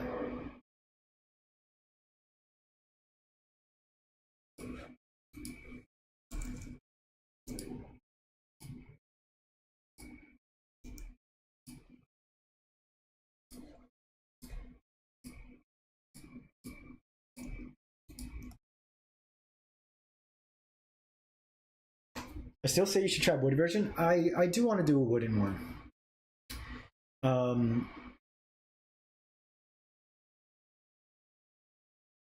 I guess I like this one the best. So I might fuse the color palette of the first and the shape of the second to a new one. Maybe. I'm already almost 3 hours and 30 minutes into the stream. I know I'm going to destroy my arm. As a clay thing? Yeah, I do like that. I'm going to probably ruin my arm and hand again. The brown gives off that earthy texture, right? Yeah. I'm gonna mess around with... I like the clay thing.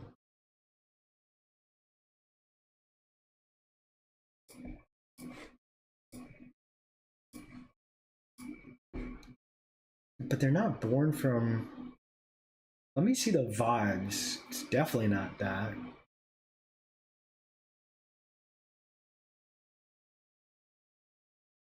That beet red is really fun.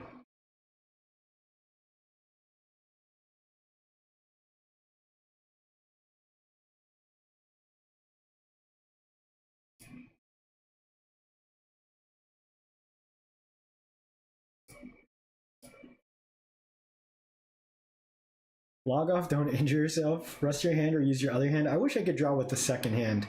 Do a wooden version of either logo. I'd like to see with simplified Polynesian tripod. Yeah, like that's what I'm going for, the shorthand form. So if I can like keep a similar vibe between the two, then you know, for sure. You can always have a robot hand. I wish. Fly to Florida. Best way to think of it, it can be a toy. If it can, then it's good. What does that mean? Like what to be a toy? Like the logo? These use your dominant for picking colors. No, but then I have to reach in like this. And I got a crazy mouse. It's like a mouse like this. You see? I can't use it left-handed. All right, I'm gonna call it now. I think I got to a good resting spot. I don't like the second one here.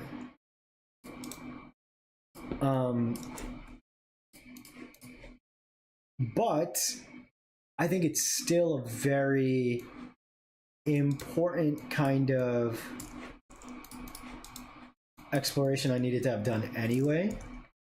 I think there's a potential thing to have the logo in this kind of thing. Like maybe this is the wooden one. You know what I mean? Hold up.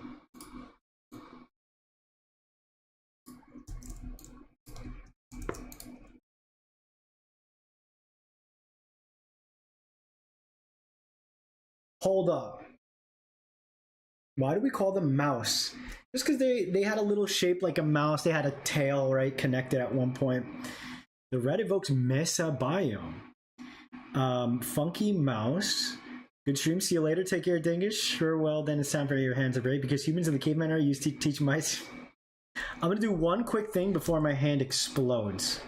What's wrong with me? This is why I always hurt myself. I always push myself, but I can't stop myself when I get inspired. I don't know what to do, you know? Can you guys see? I'll quickly... Now, the problem with the wooden logo, and I could just use wooden colors, is if there's too much details. That's why they use a lot of gradation and stuff, and even that simple. When things are shrunk down, it's still like, you know, and especially now for logo design, it's all flat colors, right? I'll call them rats now. Let me do...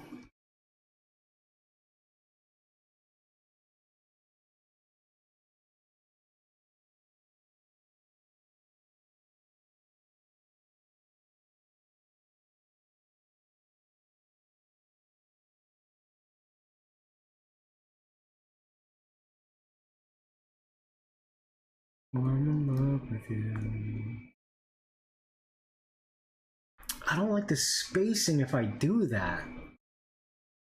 You know what? Let me try it out. It's okay. That's the whole point of this. Trying something new out.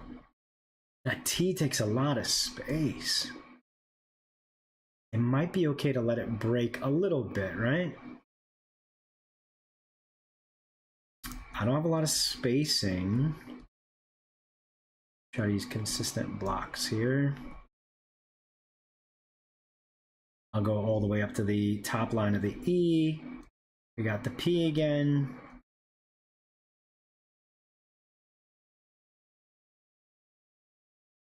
All right, here's the O. And then I'll do this kind of like wing thing to give a balance against the other side, you know?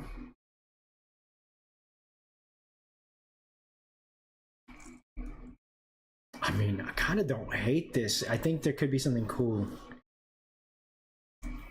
Bring this down. And then I bring these all down for height. Bring you like that. Cut you like this.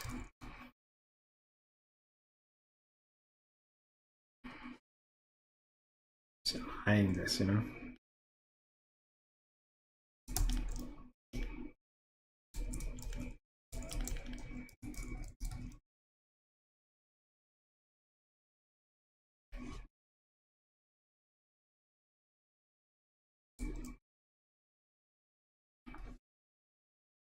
The spacing in between the letters is inconsistent, and that's bugging me. There might be something cool about this one, though.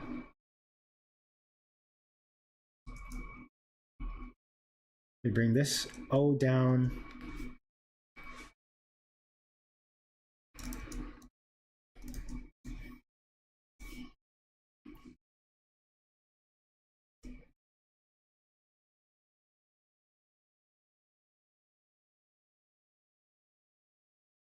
You know what? I do like when they connect. There's something cool about that.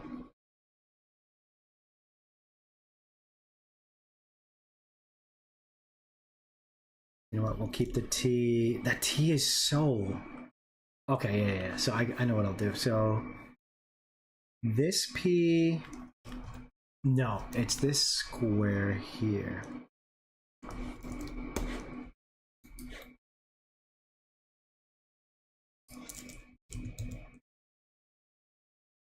gonna be this O right here. No, that T is so.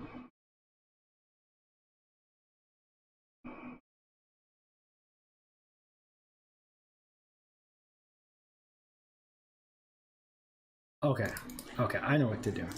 Delete that. Chat, I got this. Hold on. So yeah, this is what I gotta do. Control C, delete this half. Control V, free transform, flip, horizontal. Okay, so that's the size I need for that side.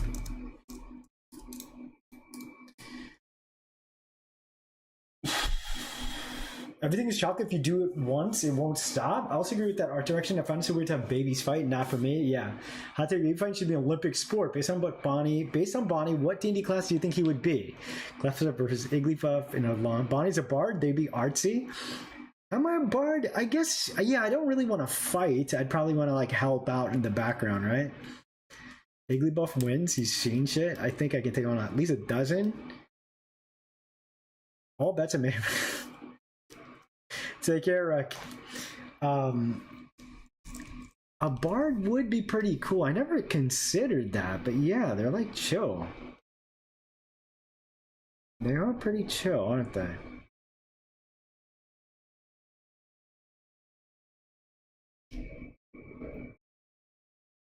Okay, let's see how.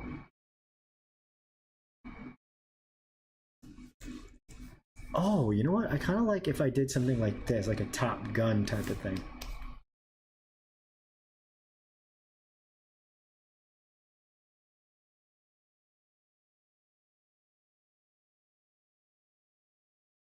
If I do this kind of like tan kind of color,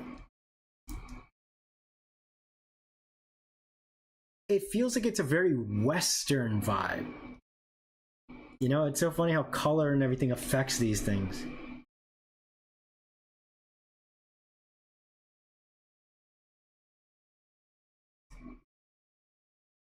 You know what I mean? Can you guys see it?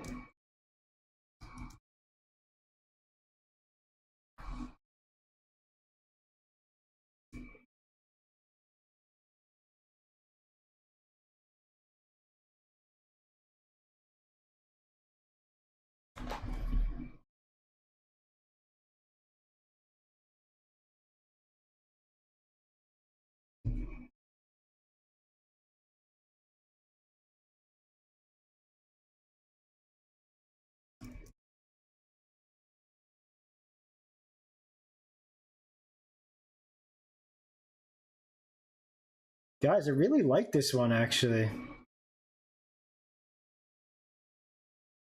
Let me hear it, chat. What do we think of this one?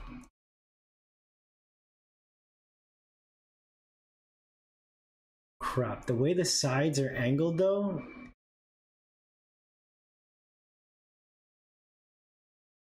Maybe I should just make them straight.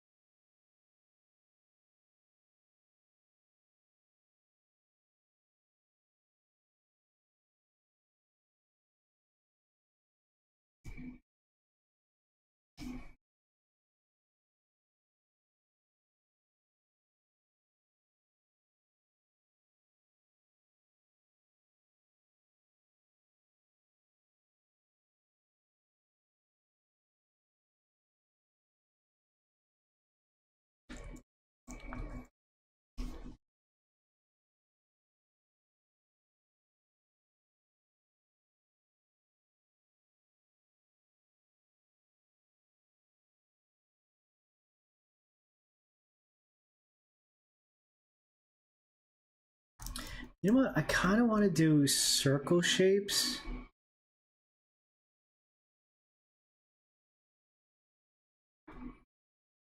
I don't know, the circles look really fun to me. It's like the rest is so blocky, and then seeing the circles just add like a nice,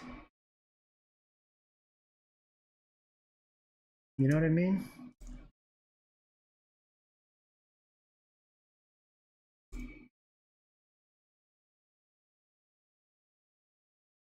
Chat, what do you think? I kind of like it.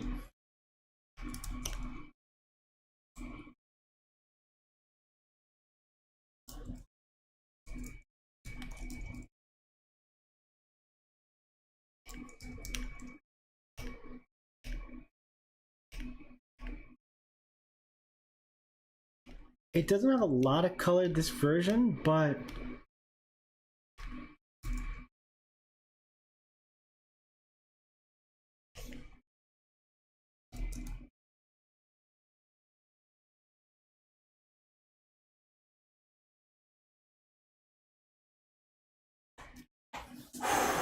what would separate a ghost from a Potempo spirit? There might not be ghosts in my world, or that ghosts, I'd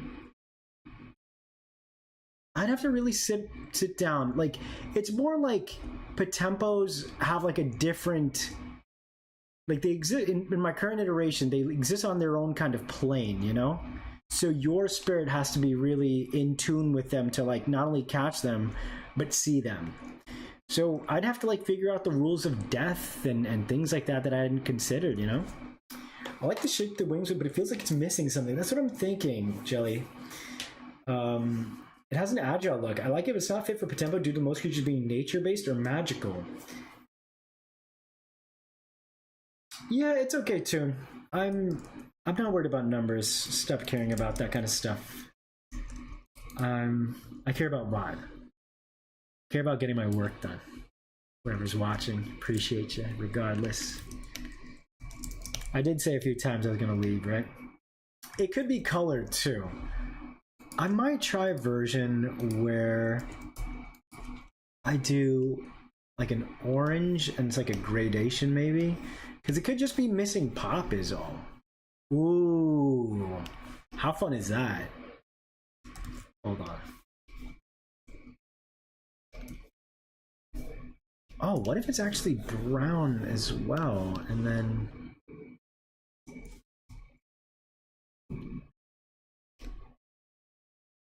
I mean, I don't hate this.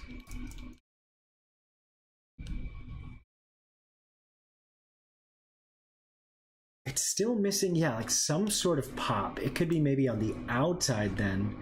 Maybe I can get that green. No, that's too...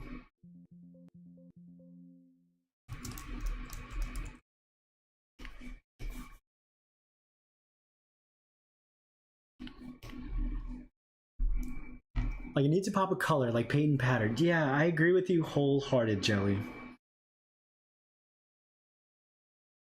Honestly, I can sit on this for tonight. I think for sure that's probably the play. It honestly could be even like white. You know? Could be white.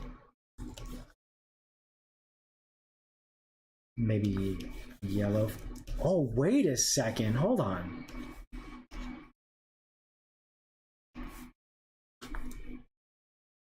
That's like metallic, actually. Metallic finish on top of a wood panel.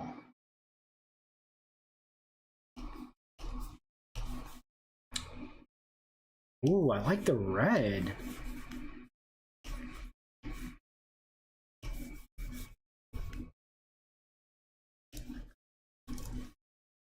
Hold on, I kind of like the white and the red.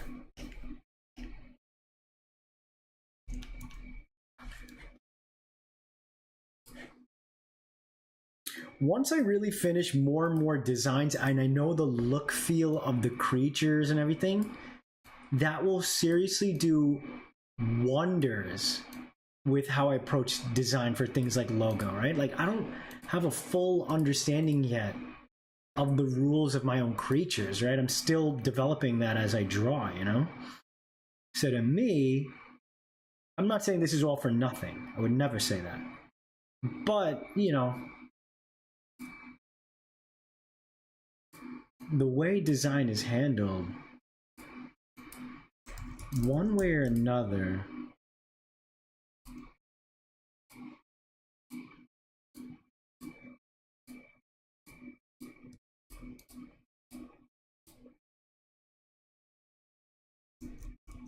I don't know. Come back to it with fresh eyes. Exactly right, Jelly. So recently I look at Pokemon, I don't like it. I don't like and say this Pokemon isn't for me or this design is missed potential. I don't like and say that. Yeah, exactly. That's a good way to look at it. You know, I'm not sure if it fits, but a lot of these colors look rad as heck. That's what I'm saying, right?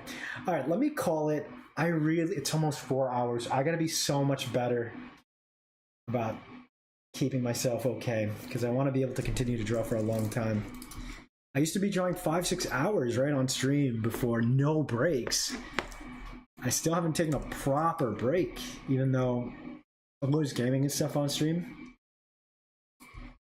All right, cool. I think this is more than enough. We worked on some really sick designs today. I'm gonna show you guys that real quick. Yeah, eventually I think I'll figure out a way to continue to find, you know, the exact look feel of the designs. And then moreover, when I do the second passes, the lines will look even more like they belong to each other and whatnot. But yeah, I'm very, very... Hope you stop eating chocolate right now. I haven't been eating chocolate at all. Some Pokemon felt missed potential are Samurott, Colossal, and Venomoth. Yeah, I can see those for those guys. I do like Samurott. I understand they hate Colossal. I don't like at all. Venomoth, you know, is a Gen 1. There's not much that, you know, you can say about Venomoth. It's just a product of its time. But yeah, guys, it's time I close up stream. Holy crap, almost 4 hours, a throwback type of stream. Have a wonderful night, okay? I will see... Oh no, I won't be on tomorrow. I take Friday, Saturday, Sunday off. So I will see you guys on Monday. I can keep in touch through, you know, the community posts, Discords if you want to join. And I'll see you, you know, just throughout the week. Feel free to say hello or whatever. But otherwise, chocolate is a metaphor for your addiction to drawing. What am I actually addicted to? Jelly beans. But yes, take epic care, everyone. Sayonara. Have a wonderful night. We will see you next time. Have a wonderful weekend. I love you all so much.